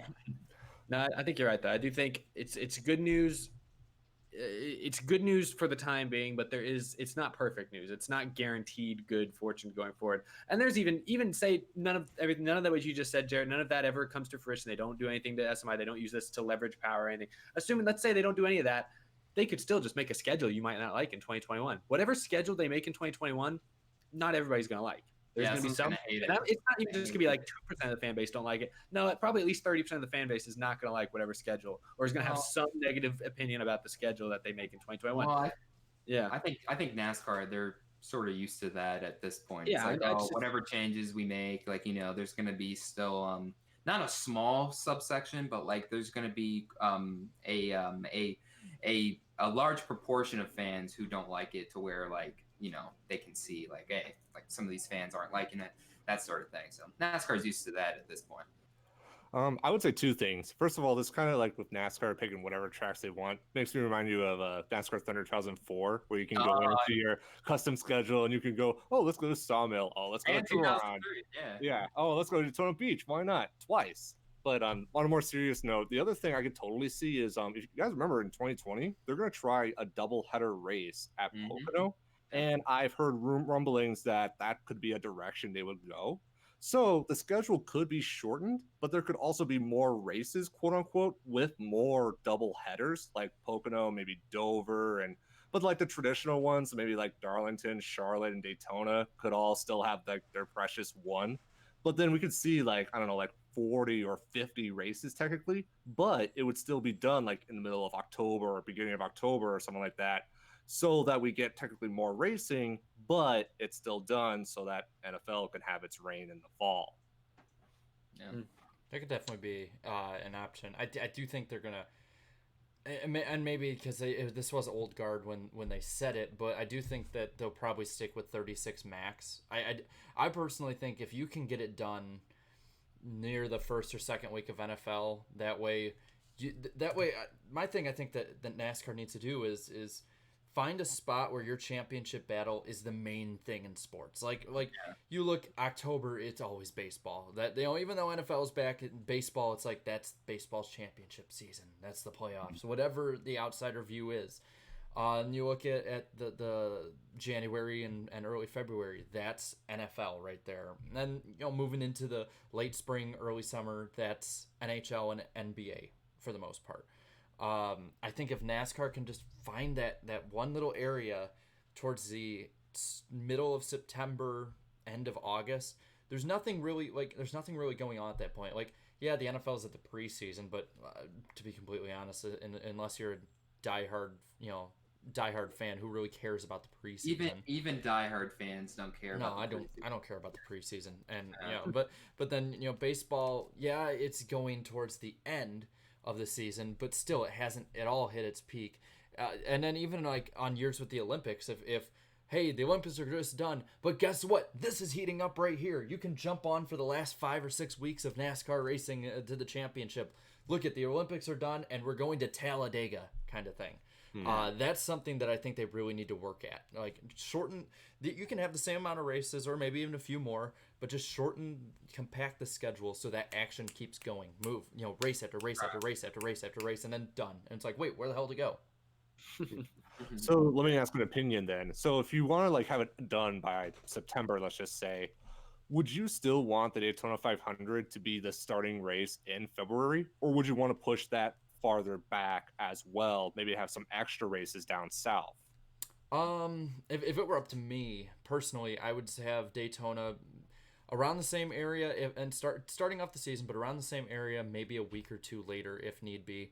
I don't really, you know, they've proven that moving it a week or two either way hasn't really affected it too much year to year. So personally, you know, I think the latest you could do is probably like last week of February, first week of March. But I think if you can get it like the last week or two of February and end it off like in the middle of September, I think that's the perfect amount. Looking back at TV ratings, that's usually when they start to dip and fall off towards the end of the year. And if you can compact that together, you can keep that momentum you have each week. And if you have a dud race with a doubleheader, well, it's like, well, it's now that much closer to you know, the major moment, I guess you could say. Okay, cool. Yeah. All right, so I don't know if we got anything else on that. NASCAR, don't mess it up, please. Please don't ruin it. All right, so I figure really quick I can just do a little bit of a rapid fire. So MIS, Michigan International Speedway, has a new mascot. It's a bear. They want people to name it.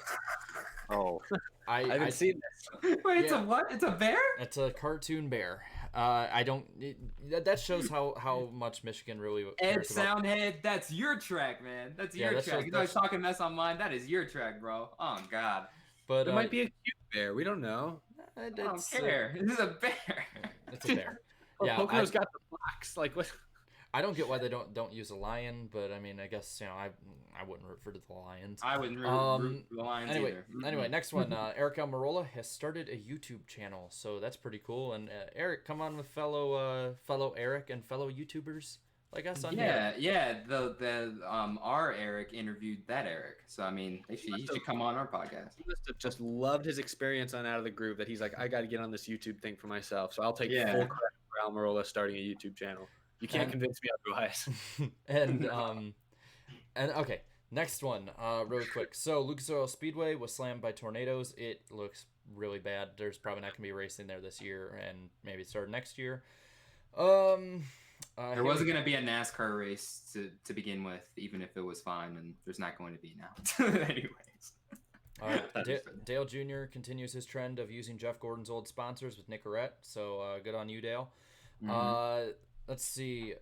Haley Deegan had a nice video on Twitter that was pretty funny, basically calling out Joe Graff Jr. If you haven't seen it, go check it out. It's pretty good. We'll check it out after we're done here. For starters, Joe Graff Jr. is the most unpopular driver in ARCA series in the ARCA series right now, and the whole backstory behind that is apparently he was given team orders from his car owner not to let quote unquote the girl by you. Like, don't let the girl pass. It's very, very ridiculous and stuff, and it's very unnecessary, and it's also very insecure, I guess. I mean, if somebody, it doesn't matter who they are. Like, if someone's faster than you, then fuck, let them by, you know?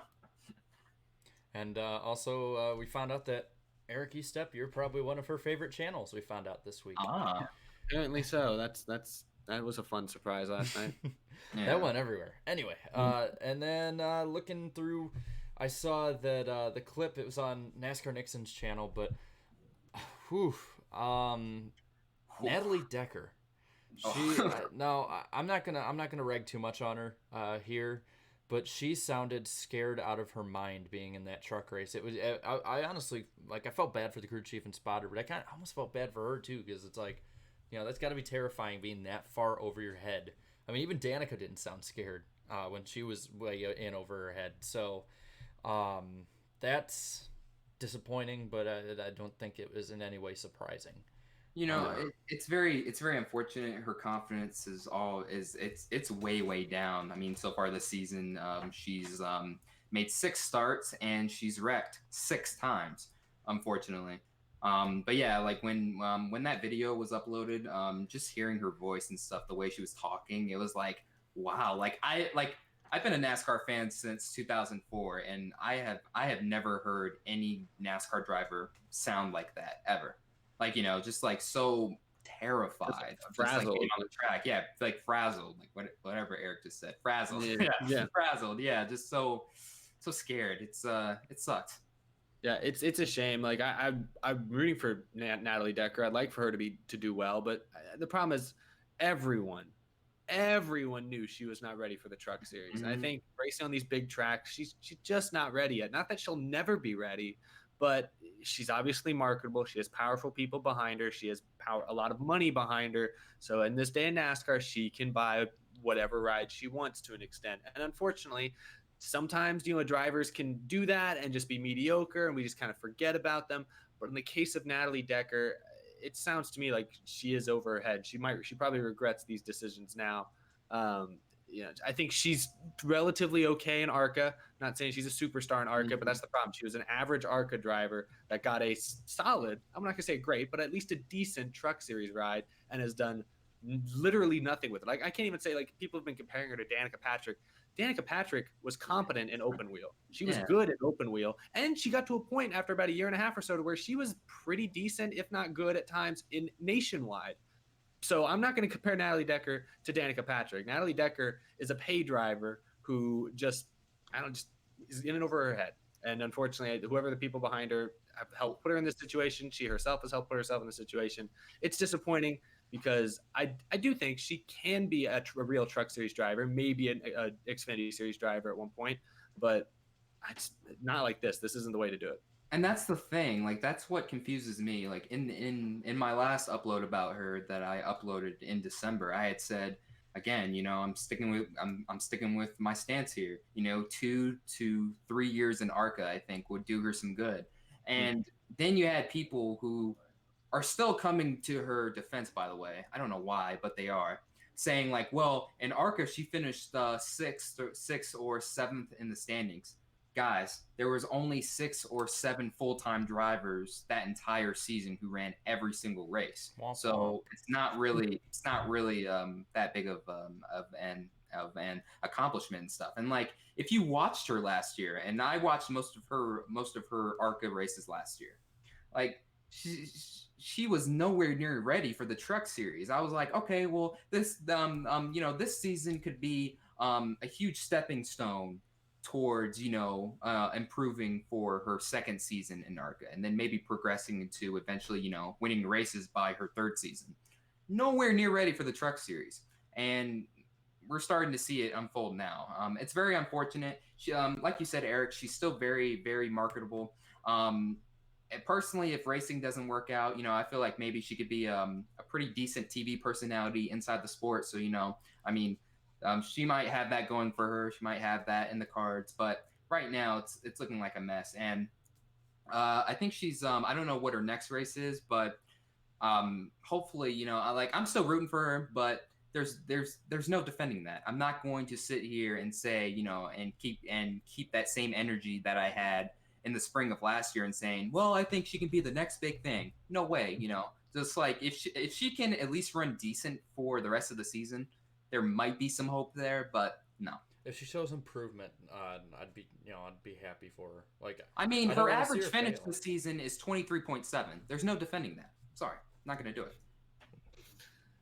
Yeah, it's unfortunate because I think we all agree, it's important, or it would be really awesome to have a woman driver in NASCAR be successful. But unfortunately, I just feel like the fan base, not even the fan base, I think it's just the owners and stuff are so desperate to find that person, that woman driver. They propped Danica up when she was, didn't have any stock car racing experience. They've tried with Natalie Decker to a lesser extent. And it's just, a great driver will come along at some point. We can't rush any of these girls who have just a tiny bit of potential. We cannot rush them. That's the easiest way to just turn all fans off of female drivers. Because the problem is every time you have a driver like this, a woman driver come up with a lot of money behind her, and the moment they come up and struggle, you're just making it harder for the next woman to come up and race in NASCAR. That's all you're doing when you do that. And that's what I fear. Oh, go ahead. Sorry. I was just gonna say, and that's what I fear with Hailie Deegan, because she's has so much hype, and she's not being rushed.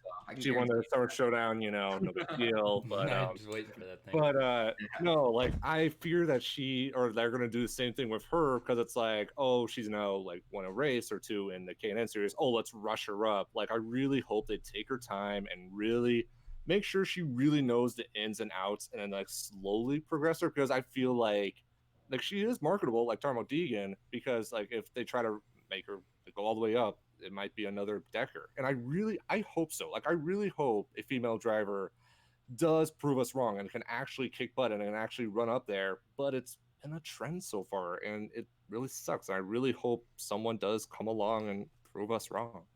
See, I don't think that's going to happen with her, just for the fact that her dad is so in tune with what's going on with her career, and I don't think that he would do something, in my opinion, I don't think he would do something that would in any way hurt her career. Put her in a bad position. Well, and she hasn't. I think she has enough financial backing right now and support that it's not going to be as urgent. Excuse me, is urgent to rush her up through, where she can sort of have the way that drivers used to have, where they can spend 2 or 3 years in each developmental series if they want. They can have that option, and I think that's what she's lucky to have. And I think she really is probably the next. I won't say the next big thing, but she really has that potential right there, and it doesn't seem like she's too razzled, I guess, by it. Tommy Joe Martins tweeted this after her one of her wrecks. There are race car drivers and there's people who drive race cars. Know the difference. That says it all right there. Yeah, and again, it's not, we're not going after Natalie Decker because she's a woman driver. The problem is she's in this position because she's a woman driver. Yeah. And the problem is when you get in a good truck series car and you don't perform, doesn't matter who you are, we're going to criticize you. We criticize people like Brandon Jones for making that 19 Xfinity car look average. We criticize these people all the time. It's not because we're picking on a female driver. It's just because these owners are so desperate to find a good female driver, they're willing to prop up anyone with a shred of talent. And some of these people, like Danica, like Decker, just really aren't ready to perform there yet. So hopefully Deegan, it's funny, these all are D's, Danica, Decker, Deegan. Yeah. Hopefully Deegan breaks the cycle. I think she's the one that's clearly got the most background experience. She's had the most success early on. I hope she's the one to break the cycle, and I'll be happy when it happens. But for now, we just got to wait. Yeah, some of you idiots on Twitter say that you guys make that argument all the time to me. Like, oh, well, you're sexist, BFM, that sort of thing. I'm like, yeah, totally sexist. Like, I totally want Haley Deegan to do well, and I was hyping Decker up right before, that's what made you famous, it seems like. Yeah, exactly. You know what I mean? Yeah, exactly. Like honestly, I mean, I don't know if this may sound, very egotistical and all that stuff, but I mean, like my videos like on her, I think like they really fueled that hype, because before that there was like nobody really talking about her and stuff like that. So maybe there's some, I can take responsibility for some of that, maybe. Yeah. So like shame on me, maybe, but I mean, I honestly thought she was going to do well, but then, when the results didn't come, I had to say, oh, well, I was wrong and I apologize. But yeah, so best of luck to her, and wish her the best. And hopefully in her next truck race, she won't wreck. I don't know. Hopefully. Baby steps. All right. Then one more. Actually, 2 more topics really quick. I think we can get through these relatively quickly. Well, actually, hold on. I have a breaking news, if that's okay. Yeah. Breaking news, Eric. Thanks, BFM. Brad Keselowski just tweeted that they're going to have a second child. Oh, congrats, Brad. Yeah. Post on Twitter. Happy announcement. Pink or blue, we're happy to be #going for 2. So there you go. Wow. I'll go ahead and retweet it if you guys want to see it. But yeah, second kid for Brad K.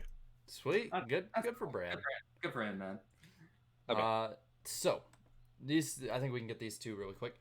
So Mike Helton on the Dale Jr. Download, this is one of the clips I saw and heard from, said that the way that we have right now with the Gen 6 is a step towards the Gen 7. People were shocked, and I don't understand why. Like, I don't understand how people didn't see this coming from a mile away. What do you guys think? No, stop. Just stop. It's so cringy. No, hold on, Eric. Let me speak, man. It's so cringy. It's so cringe, man. It's like, why? Like you guys were doing so good. We've had such a positive month this May. Lots of positive vibes around the sport. And then Mike Helton had to ruin it by saying that. Like, oh, well, we're gonna make the gonna make the Gen 7 this sort of similar to the Gen 6 or like to this package and stuff. And I'm like, dude, come on. Like the fans have been saying this stuff for years, man. Get rid of the splitter, bring back ride height. I mean, that's not gonna change all of your problems, but I mean, it's a very big step in the right direction here. Yes, the racing has been exciting at times this season, but I mean, yeah, sure, the racing is exciting, but it's it's manufactured in a sense. You know what I'm saying? So hopefully I hope they change their mind on this, but I don't know. I don't like it. Okay, go ahead, Eric. Sorry. You said it yourself. The racing has been exciting. TV ratings are up. Yeah, but I understand that some of the most highest profile drivers, like really Kyle Busch, namely, aren't a fan of it. But here's the thing. In this quote, at least all I heard was he was referring to the 550 horsepower as the main thing and the higher downforce. Didn't mention anything about side force. Didn't mention anything about how the car bodies are going to look. Didn't mention anything about, well, I guess ride height comes into play a little bit with downforce. So I guess you got him there a little bit. But it's just kind of, I don't know. I don't want people to jump the gun again here too much. Although obviously, let your opinions be heard. If you don't want the 500 horsepower, you don't want this downforce type package, let your voice be heard. Let them know. Tweet at them. Vote on their fan surveys. Whatever you want. Say what you guys say. I have no problem with that. But at the end of the day, this package has turned into a success. Like after Atlanta, Las Vegas, we're like, I'm not sure about this package. And then we went to Texas. And we're like, oh, okay, that's okay. Kansas, oh, okay. And then we all start, oh, okay. Now it's like, and all those races, TV ratings have gone up, and the positive reactions from fans have been undeniable. So ultimately, this is what I've said since I created my YouTube channel, pretty much.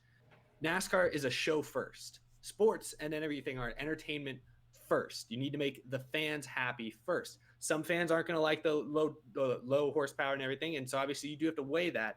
But if NASCAR is going to weigh Kyle Busch's comments versus the fan base's comments take priority every single time. You hear Kyle Busch, you hear him out, and drivers have said that they're listening to the drivers more this year. Joey Logano said like 2 weeks ago, listening to the drivers more now than ever, probably because Brian France is gone. This doesn't come as a huge surprise to me overall because the package has been a success at some tracks. I definitely would like to see tweaks at short tracks. At mile and a halfs, what I've seen so far this year, I could handle it. Is it perfect? Probably not, but I could handle it. Short tracks, I'd like to see him change it. But it's not super shocking because we've heard that outside manufacturers do not want big horsepower. 900 horsepower is never coming back to NASCAR, in my opinion. I don't think it ever will. And it doesn't sound like outside manufacturers want that. 700 horsepower, 750, maybe. NASCAR is, I'm not an engineer or anything, but everything I've read, NASCAR is running very outdated motors compared to what we see on street cars these days. And so that's what stops outside manufacturers from coming into the sport, because it's just they'd have to build a completely new and outdated engine for NASCAR that they wouldn't be able to use at all for their street cars. So why would Honda, why would Audi, why would any of these guys come into NASCAR? By limiting the horsepower, by changing the engines, perhaps that works. Perhaps you bring in new manufacturers. That's been the biggest draw. It sounds like that seems to be the thing that they've talked the most about when it comes to the Gen 7 package. But ultimately, that's the end. That's how it goes. That's you can't deny, and you say it yourself, the racing at mile and a half this year has been better. Mm-hmm. You can't deny the results. You don't have to like the way they got there. That's what I'm saying. If you don't like it, go complain.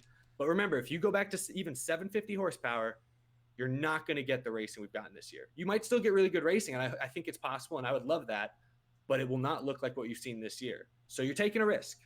If NASCAR goes back to like the Gen 4 bodies or something, where you get rid of the side force, you get the cars off the ground, might make it better. That might be optimal, but we don't know that. We know what we get with the 550 horsepower, and what we've seen at mile and a half has been fun to watch. Short tracks and everything, different story. But here's my big issue here is that we're going off such a small sort of testing area. Yeah, like, I agree. We're talking, 5 races with these mile and a half? 5 races. 5 races to decide what the future 10 years might be. In my opinion, and this is why I'm so frustrated with NASCAR not getting this Gen 7 underway before April of this year.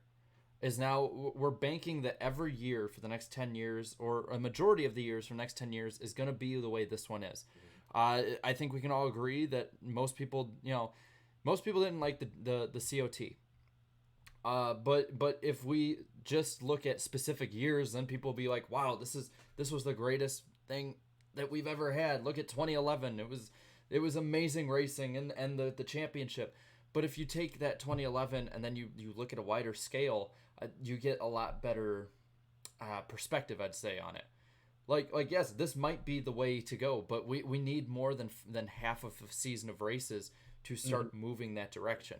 And the thing that I don't understand about the manufacturers don't want to build outdated engines, and yeah, I get that, but and engines that aren't like their normal street cars is, well, then like Honda, like is IndyCar in any way like any Honda you're gonna drive on the street? kind of thing. And those engines are much higher in horsepower than NASCAR engines are right now. And part of me feels like it's more of a way for manufacturers to cut corners than it is actually to get them in. I think it's a way. I think that having lower horsepower as a base setting from the beginning, because if you look at these engines right now, their base setting is like more 750, 900, and they put them down with tapered spacers or whatever you may. Yeah. I personally feel like this isn't a way that they're trying to get. Excuse me. This isn't a way they're trying to get new manufacturers in. This is a way that they're trying to keep the manufacturers they have now by cutting corners and cutting costs. And while we've had a good third of a season, 2016 I think proved, season wise, that you can have a good first third of a season and it just goes completely down the drain for most fans with the racing aspect of it. Now I know there were other factors that year, but what I'm saying is it is too small of a base to look at than to plan your entire future on. I think this is much more of a gamble than going to 750 or 900 horsepower, and over time you're just going to gain that horsepower back no matter what NASCAR does, and you're constantly going to have to change it if you want to keep it lower. I feel like this is another short-sighted decision when this is why they need to push Gen 7 back to 2022, 2023 or 24, whatever it may be. Because they need a lot more time than this. I didn't think about it that way, but you're all right. I think Mike Hilton saying that now is a little concerning even to me, who's someone who is okay with this package at least a mile and a half. If he'd said this at the end of the summer, I'd been a little more okay, but I think you're right. It does come back to them rushing the Gen 7 to try and meet that manufactured 2021 deadline. And you're right. I'd be all for them pushing it back one more year, even just so they can see a larger sample size. You're right. We've seen this at all sorts of different types of tracks. We've seen it in slightly different conditions, but we all know this. Teams figure stuff out throughout the year. Cars are going to change. I don't think the next time we go to Kansas is going to look exactly like this last trip to Kansas, Texas either. There will still change. So I would agree with you. I didn't think of it that way, but I think if him saying that this soon, as if they've already kind of made up their minds, is concerning to me. I don't think I don't think they should be so dead set on it just yet. If they go, I don't hate it, but they shouldn't make their mind up yet. And also, this package is only supposed to be temporary until the Gen 7 comes. So I like I like the package. Don't get me wrong, but there's gonna pretty soon there's gonna be a point in NASCAR if NASCAR keeps doing what you're saying is listening to the fans, which they should, but if there is absolutely no driver input, I feel like we're going to start to see superstars such as, or drivers such as, Kyle Busch, Kevin Harvick, Brad Keselowski, who have been critical of NASCAR and the way they have ran this entire thing, involving the recent package changes. I wouldn't be surprised to see them, start to retire and leave and that sort of thing, I remember, I don't know if this is really comparable and stuff like that, but when the whole, IndyCar split happened and stuff too, there were certain drivers leaving for whatever reasons and stuff. And then you started to see, CART kind of die off and that sort of thing. Well, in NASCAR's case, we could maybe see something, similar, not to the certain extent to where, NASCAR is just going to die off and shut down, that sort of thing. No. Nothing like that, but something similar to where, certain drivers leave and, they go do their own things. I've been saying, I wouldn't be surprised if Kyle Larson just decided, you know what, I'm making a lot of money here, I'm making a good living, but I could make an even solid, I could make, I would be much more happier racing, what I actually love, and these dirt cars, because this package is just so divisive. It's not, some of these drivers, they just do not like it. I was fine with this package because it's only temporary and it has produced a great racing, but it is artificial though still. I would like to get back to the point where we have off throttle time and that sort of thing. That's the thing I got eaten alive for on Twitter for a few weeks there, and people I got DMs at times like, you don't like this? It's like, no, I like it, but I'm like, I've been told now temporary. I've been told for 5 months that this is supposed to be temporary. I have not believed it from the beginning, and that's what's worrying to me is yes, it's a temporary fix, and I agree with it, and I think it has made the racing better. I think you would have to be willfully ignorant or just not in any way wanting to accept this package to say that the racing at Kansas this year wasn't better than last year. Or Texas. Yeah, Texas. But I mean, that was a pretty low bar to hit. But what I'm saying is more like it's more like the All-Star race, the All-Star Open. All these races have been good races. But at the same time, I go back. It's such a small pool to pull from. NASCAR, I think it has hit pretty well here. Like, as much as I don't like this package, as much as I do think that at tracks when it gets hotter and slicker, it's going to be more tough to pass, and I think that's going to continue to be a problem with this. It's just I'm really concerned here because everything is do or die on 2021 and on this Gen 7. This is supposed to be this new era, and if we're putting only a few months of thought into something that might last a decade and a half, that's horrible. I'm very, very concerned. If they announce this week they're pushing Gen 7 back another year or two, I will be much more at ease about all this. Same. I'd be curious though, or what I would hope for honestly with NASCAR is that whatever they make for the Gen 7, just the on the surface at least, like the Gen 6 has gone through a lot of changes just in its era. Horsepower changes, spoiler changes, splitter changes. But it's still the Gen 6 where you got the curvy doors and everything like that. If they can just make a Gen 7 that's a blank enough canvas where, okay, maybe one year we try it with the big spoilers and the low horsepower and, maybe it works, maybe it doesn't. But then the next year we up the horsepower, lower the spoiler. If we just make it a blank enough canvas where, I think with the Gen 6, the problem is I think side force was the biggest issue. And then also with the splitter, all that type of stuff. You really had to go with something radical to actually get good racing at some of these tracks. And if we could just make a Gen 7 car that if they want to start out, hey, let's do the 550 horsepower with the high rear spoiler, fine. As long as you make sure the car is editable, that we can go away from that in the near future if we want to, and it wouldn't kill the car. Because that's the problem with the Gen 6 is you couldn't really do that. I don't know. That's easier said than done. I don't know what they actually have to do. My biggest thing is I just think the as cool as the Gen 6 cars look, they look more like the production cars. The Gen 4, Gen 5, the side force and stuff was not an issue. They were a little bit more stable, but not so stable as what they are now, where we hardly see cars spin out by themselves. Yeah. So I don't know. I just think something similar to the Gen 4 era might be, I would love that, but then again, technology has changed in recent years and, that sort of thing. So like if NASCAR maybe tries to go for that, it might be a bit difficult to sort of imitate that style of racing, that particular era. So I'm not sure what exactly they want, honestly. I think once again, it's a bad idea to look at, 5 races or, a few months of racing in this package to say, well, it's working for, these tracks and stuff. Let's just, implement that in the Gen 7. That's a horrible idea, and they shouldn't do that. And also, I'm a huge supporter of having more driver input. I think the drivers, they don't have enough input as is right now with the current car, and I think they need to definitely step that up in that regard. It's just going to be hard to make. I know we have to move on because we're going to run late, but it's just hard to make everybody happy. And it's hard to make every track work the same way. Because I think what NASCAR wants to do is they want to make basically one base car that you don't have to change that much week to week. And the problem is the car that you're going to run at Martinsville, you just can't, it can't be the same as the car you run at Atlanta. It just can't. So you're going to have to, they're either going to cut corners and try to make what they have now, a car that works almost everywhere. And if you do that, Kansas will be better, but Dover will be worse. And you're going to have to either live with that, or you're going to have to bite the bullet and actually make cars that are unique to specific tracks and make something that works at every place and get the best product. But I don't know what route they'll go.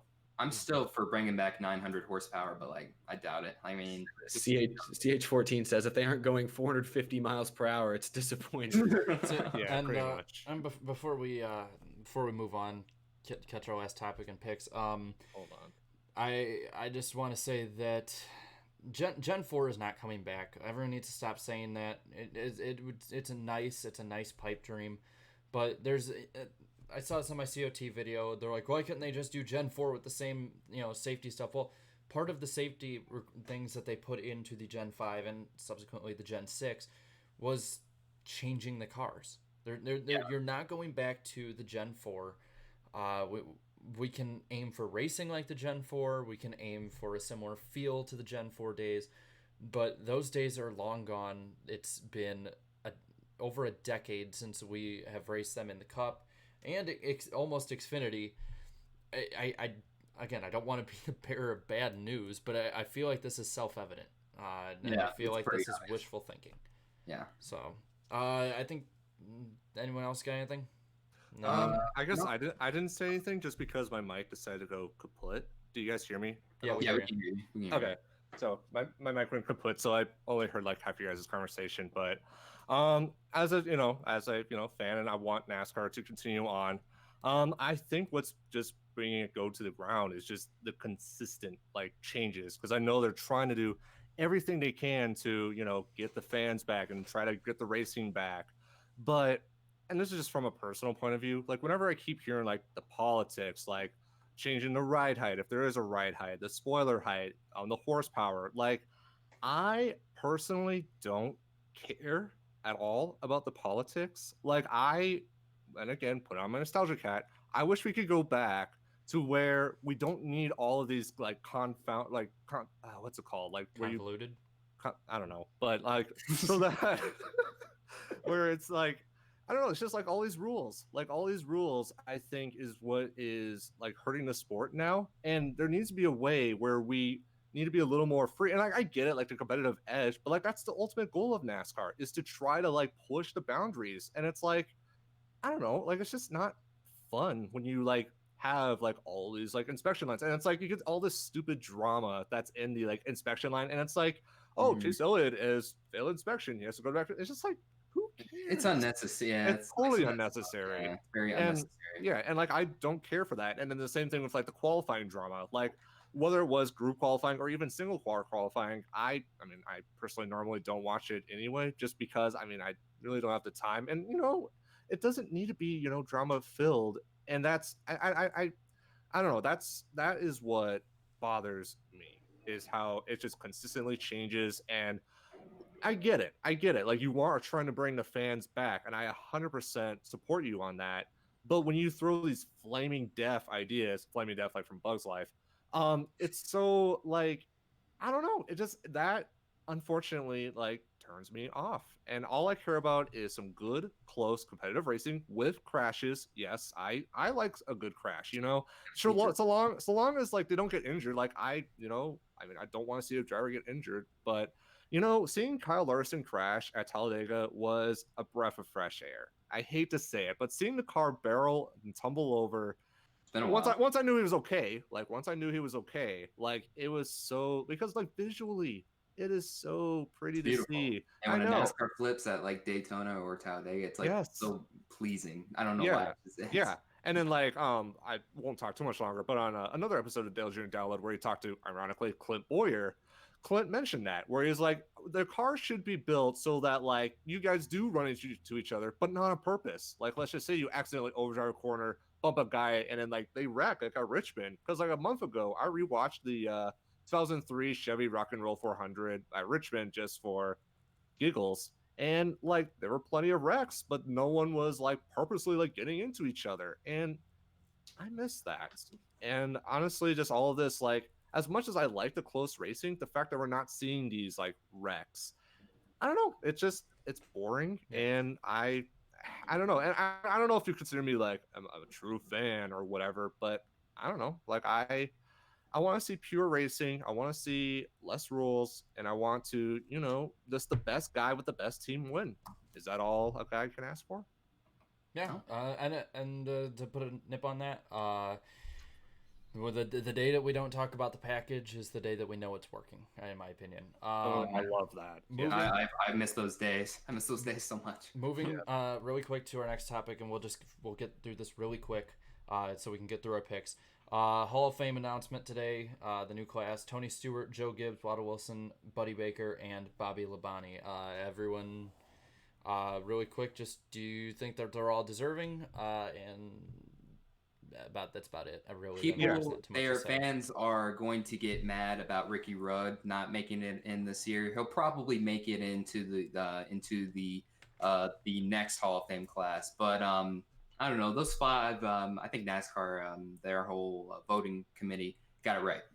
Yeah, I think I was going to say, I think it's really cool, especially how one of the first races I remember watching was the 1999 Daytona 500. You had 4 Hall of Famers all right there. Buddy Baker calling the race, Joe Gibbs owner, Tony Stewart rookie, and Bobby Labonte, one of the best drivers. So I love it. I don't really know much about Waddle Wilson, but Oh, dude, very underrated crew chief. Won 3 Daytona 500s with Cale Yarborough and Buddy Baker. I think he was also a very good engine builder in the late 60s for, I think it was David Pearson he built his engines for when he was winning championships back then. But yeah, like very underrated crew chief, very deserving. Okay, cool. Yeah, I don't have a problem with the 5 that made it in. And yeah, like Ricky Rudd, there's others that definitely deserve to be in as well. I'm not sure, hard to say whether any of them were more deserving than the 5 that got in, but I definitely think the 5 that got in this year. I know Stewart this was his first year on the ballot. I'm not sure about Gibbs. Was this his? This might have been his second year on the ballot. I think it was his second year, yeah. Yeah, either way, they definitely were deserving to make it in eventually. So I don't have big problems with it. A lot of Joe Gibbs guys in there. Yeah, I thought it was pretty cool how they had those 3 guys in the same class. And I wonder if that played into the voting. If like maybe like some of those other guys that they were thinking about putting in, they're like, nah, we'll save them to next year so we can get Labonte in here and everything. Like, I wonder if that played a factor. Yeah. I don't know. Either way. Also, MDK says in chat, Smokey Unick needs to be in the Hall of Fame pretty soon. Yeah, so hopefully the next class. Completely agree, and I'm glad Buddy Baker got in. I think he's unfortunately going to be overshadowed due to the Gibbs deal. Mm-hmm. So now we can finally get 2 picks. So who's going to suck? I'll start off. I said it last week. He's not, other than his win, he's not good at all. At Charlotte, I'm going with Austin Dillon. Again, I think Austin Dillon's going to suck this week. So go Eric, you next. Aw. You can go first, Darian. I'm still trying to remember who I had. Thank you, Eric. So Ryan Blaney is my who's gonna suck pick. Jarrett, you just said Austin Dillon's bad. Well, Ryan Blaney is worse. 7 starts and an average finish of 25th place. That's all that needs to be said. This is not his place. Last year he was running decent, but then his engine blew up and his car was on fire. So either he doesn't run well or he just has terrible luck. So Ryan Blaney, I don't think it's going to bode well for him this weekend. That's my who's going to suck pick. But what's funny is that he sucks on the oval, but on the Roval, he won. Average finish in first place. Yeah, only 1 race there. So funny how that works. Is there any I don't know, guidelines to saying like who sucks? Like, does it have to be like a very good driver that you think's gonna suck? Anybody you want. All right. So mine, and I'm sorry to ruffle your feathers, Darian, but I'm gonna go with Bubba, the one that's gonna suck. And it's just because like again, on those very short runs, he's very aggressive and he can really get up there. But we're talking like an endurance race. We're talking 600 miles. And as an underfunded team, he can be good at the beginning and he'll feel good at the beginning. But as the race wears on and when there's, not cautions because they don't wreck, he'll fall back. He'll fall multiple laps down. And I hope he can have a good result, but I think he's going to suck this week. He has a good scheme, though. That's a good orange vanilla Coke scheme, though. That's going to be running. No, that's the only upside he'll take from this week. Yeah. Yeah, I'm gonna go with this one's I'm going a little off the beaten trail with this one. I'm gonna say Denny Hamlin sucks this week. He did not run very well at all in the All-Star race. I feel like he never sniffed the top 5. I know the All-Star race is a completely different animal from the Coke 600. He's a veteran driver, and I think the Coke 600 does favor veteran drivers. However, Denny Hamlin, he started this year off really hot, but now we see him falling back in those traps, speeding penalties, little things like that you can come back from them in a 600-mile race perhaps, but I don't know. I have a bad feeling about him this week. I don't think he's going to – I think like last week in the All-Star race, the Gibbs cars, aside from Kyle Busch, really didn't do well at all. So I was a little surprised by that, and Hamlin was one of the more surprising ones that didn't ever sniff the front. So I'm going with him. All right, so now that leads to who our dark horses are. Now, I don't know about you guys watching the Open, but Daniel Hemrick looked really, really quick, and I think that he'll do all right. Yeah, so my cat really, really likes me. Her name is Sissy. She's a pain in the rear sometimes, but I'm sorry. Anyway, my dark horse, I'm gonna put on my Danny B hat and I'm gonna say Alex Bowman. I think that he will do good again. I don't think he'll win again. I don't think he'll finish second again, but I think he'll be either in the top 10 or top 5 for Danny B's Alex B. Bowman. Yeah. For my underdog pick, I'm going with the 8 of Daniel Hemrick. In the Open, he was very dominant, was about to win, but then caution fell out, and then him and fellow rookie Ryan Preece got into one another during that race. I feel like after this weekend, though, it's not going to be something like, they're going to save their season here and that sort of thing. I feel like just for this 1 week, they can maybe squeeze a top 10 finish out of there, maybe. I'm not sure, but we'll see. My picks aren't making any sense tonight. So I just said that the Coke 600 favors veteran drivers with experience, and I picked Hamlin to suck. Now as my underdog, I'm going with William Byron. So this doesn't make any freaking sense, but another driver who impressed me in the Open race. They've been on a better roll lately. They had a top 10, I believe, at Dover. They've qualified really well this year. Now I know that's still, he's one of those guys who's shown he can go fast, but can he race a full race? Still not sure about that one, but I do like him having Chad Knaus, who's an experienced crew chief. In a race like this, day to night transition, you need a guy who knows how to set the car up for each stage as the track changes. And I think William Byron's going to be able to take advantage of his future Hall of Fame crew chief to help him run well and get a top 10 Sunday. And so we pick our winners, and I'm going to be completely anticlimactic for the most part because I think Kyle Busch is going to absolutely dominate this thing. I think that he's going to have a bit of a chip on his shoulder. He's going to have not as much pressure now after not having to keep up that top 10 streak. And for the most part, I just think that the best driver is going to end up winning this race, and the best driver right now is Kyle Busch. So I know people probably don't like that pick, but that's I do because that's my pick. Yeah, Kyle Busch is going to dominate this race. Last year led every single stage, won every single stage on his way to his first victory in the Coca-Cola 600. I don't think he's going to necessarily win every stage this time around, but he is. I think he'll for sure lead the most laps there. So got to go with Kyle Busch. Got to go with the best driver. So a little fun fact about Kyle Busch. So you know how on the banner they have all of the military, like a special military person.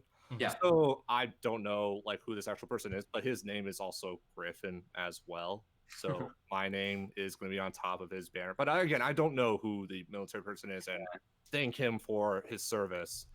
So for my pick, I was going to go Kyle Busch, but since you went something different, I am going to go ahead and pick Brad Keselowski because I feel like he's a driver who like it almost seems like no one picks, but then like he comes out of nowhere and just closes it out. Like he's the new closer. So I think Brad Keselowski, like I think Kyle Busch will do well, but then Keselowski will somehow just come out of nowhere, and Brad Keselowski won this race. Yeah, well, Brad Keselowski actually was my pick as well. He has not won the Coke 600, but he has won at Charlotte, I think one other time. It was a few years ago. He won Kansas a couple weeks ago, mile and a half.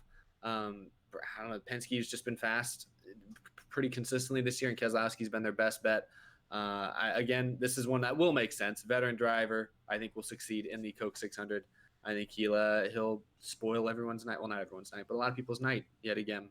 Although, he's famous for doing the American flag burnouts, Memorial Day weekend. There you go. There's my tie. And I think this is just perfect for Brad Keselowski. That's got me thinking. So during the little 2-minute break, is he going to have his American flag there in his car while they're stopped? Probably not. Just have that there. Well, really quick, want to just shout out Flying Gator gave $1.99 super chat. Thank you very much. Says, what? Dark Horse? Oh, wait, is this car black this weekend? Yeah, I think so. Yeah, so, yep. And I think that about covers it. Anyone else? Anything else? Griffin. Cool. Do you got any social media or anything you want to? So I know you guys want to like really wrap up, right? Yeah. So, okay, that's fine. So well, first of all, okay, quick question. How do you guys pronounce my last name? Spire. Spear. Yes, Spear. It's not Spear. Spire. Okay, Spear. No, it's like Spear, like the thing that you throw and kill bear with the Michigan mascot bear, you know. Not the Michigan Definitely need to kill that thing. Yeah. Let's Go call ahead. him Griffin. Let's submit the name Griffin for the Michigan Bear. Yeah. Yes. Sorry, Spirit. Perfect. So I'll just make this quick. So I am planning on making a couple of videos up here. For my Inner 2003 content, I am making a tutorial on how I made my content and just to show like what it takes to, you know, make the videos. I'll do it more in the videos, but a lot has happened in the last year, I would say. Definitely a lot that I kind of regret, but I'll talk more about that in the video. But I don't know, because I made a video saying like I'm done with Aaron 3 videos, and it got quite a bit of backlash, and I definitely want to make it clear that there were just some things that I wasn't really proud of, if you will. Like, long story short, I burned myself like hard, like, you know how burnout is, right? Yeah. Mhm. I burned myself to the ground pretty much trying to like keep up and keep like making the videos, and because I'm also I have a full-time job alongside doing the videos, and the thing with my full-time job is it's like a typical office job. So it's like when I was working on the videos, I'd be like looking at a computer screen for like 10 to 12 hours long. And again, I'll talk about it more, but it's a matter of just like, not that I don't want to, it's just that I need to take a break. So I do thank you, Jarrett, and guys, so much for having me on. I still love NASCAR, because I don't know if anyone got the idea that like, oh, I hate NASCAR, let's throw rocks and spears at him. No, guys, I still love NASCAR so much. I want it to succeed. It's just so hard doing constant work, constant going at it, because like the NASCAR community is going strong. Like, you guys have a bunch of subscribers, and I'm so proud of you guys for doing that. Thank you. Damn Absolutely. Right. And I don't know. It's just one of those things where like like I wouldn't say it got to my head. It's just that there's just times where it's like you get into a mental fog. Like, have you guys ever gotten that where it's just like it's so hard to think? Oh yeah. Sometimes. Yeah. And that really hurts the creativeness, and like, I don't know. And so I'll talk more about like One More Spark and why that's no longer a thing. And again, I could keep going, but I know we need to wrap up. So I'll just sorry.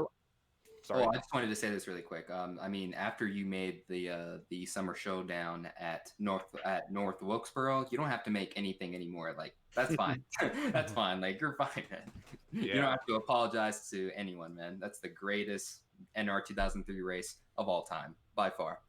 Appreciate it, guys, and I thank you guys so much for helping me with that. That did help out a ton. So yeah, I'm gonna be working on that, and then long story short, I am going to be kind of going back to day one. Like, I am going all the way back to like my first Inner 2000 short days, where I'm going to be pretty much relearning myself. I'm going to be reteaching myself, and kind of like I want to get back to enjoying what I create. So I'll just leave it at that. And with that being said, thank you guys so much for watching. And this is GriffinSpier saying so long until next time.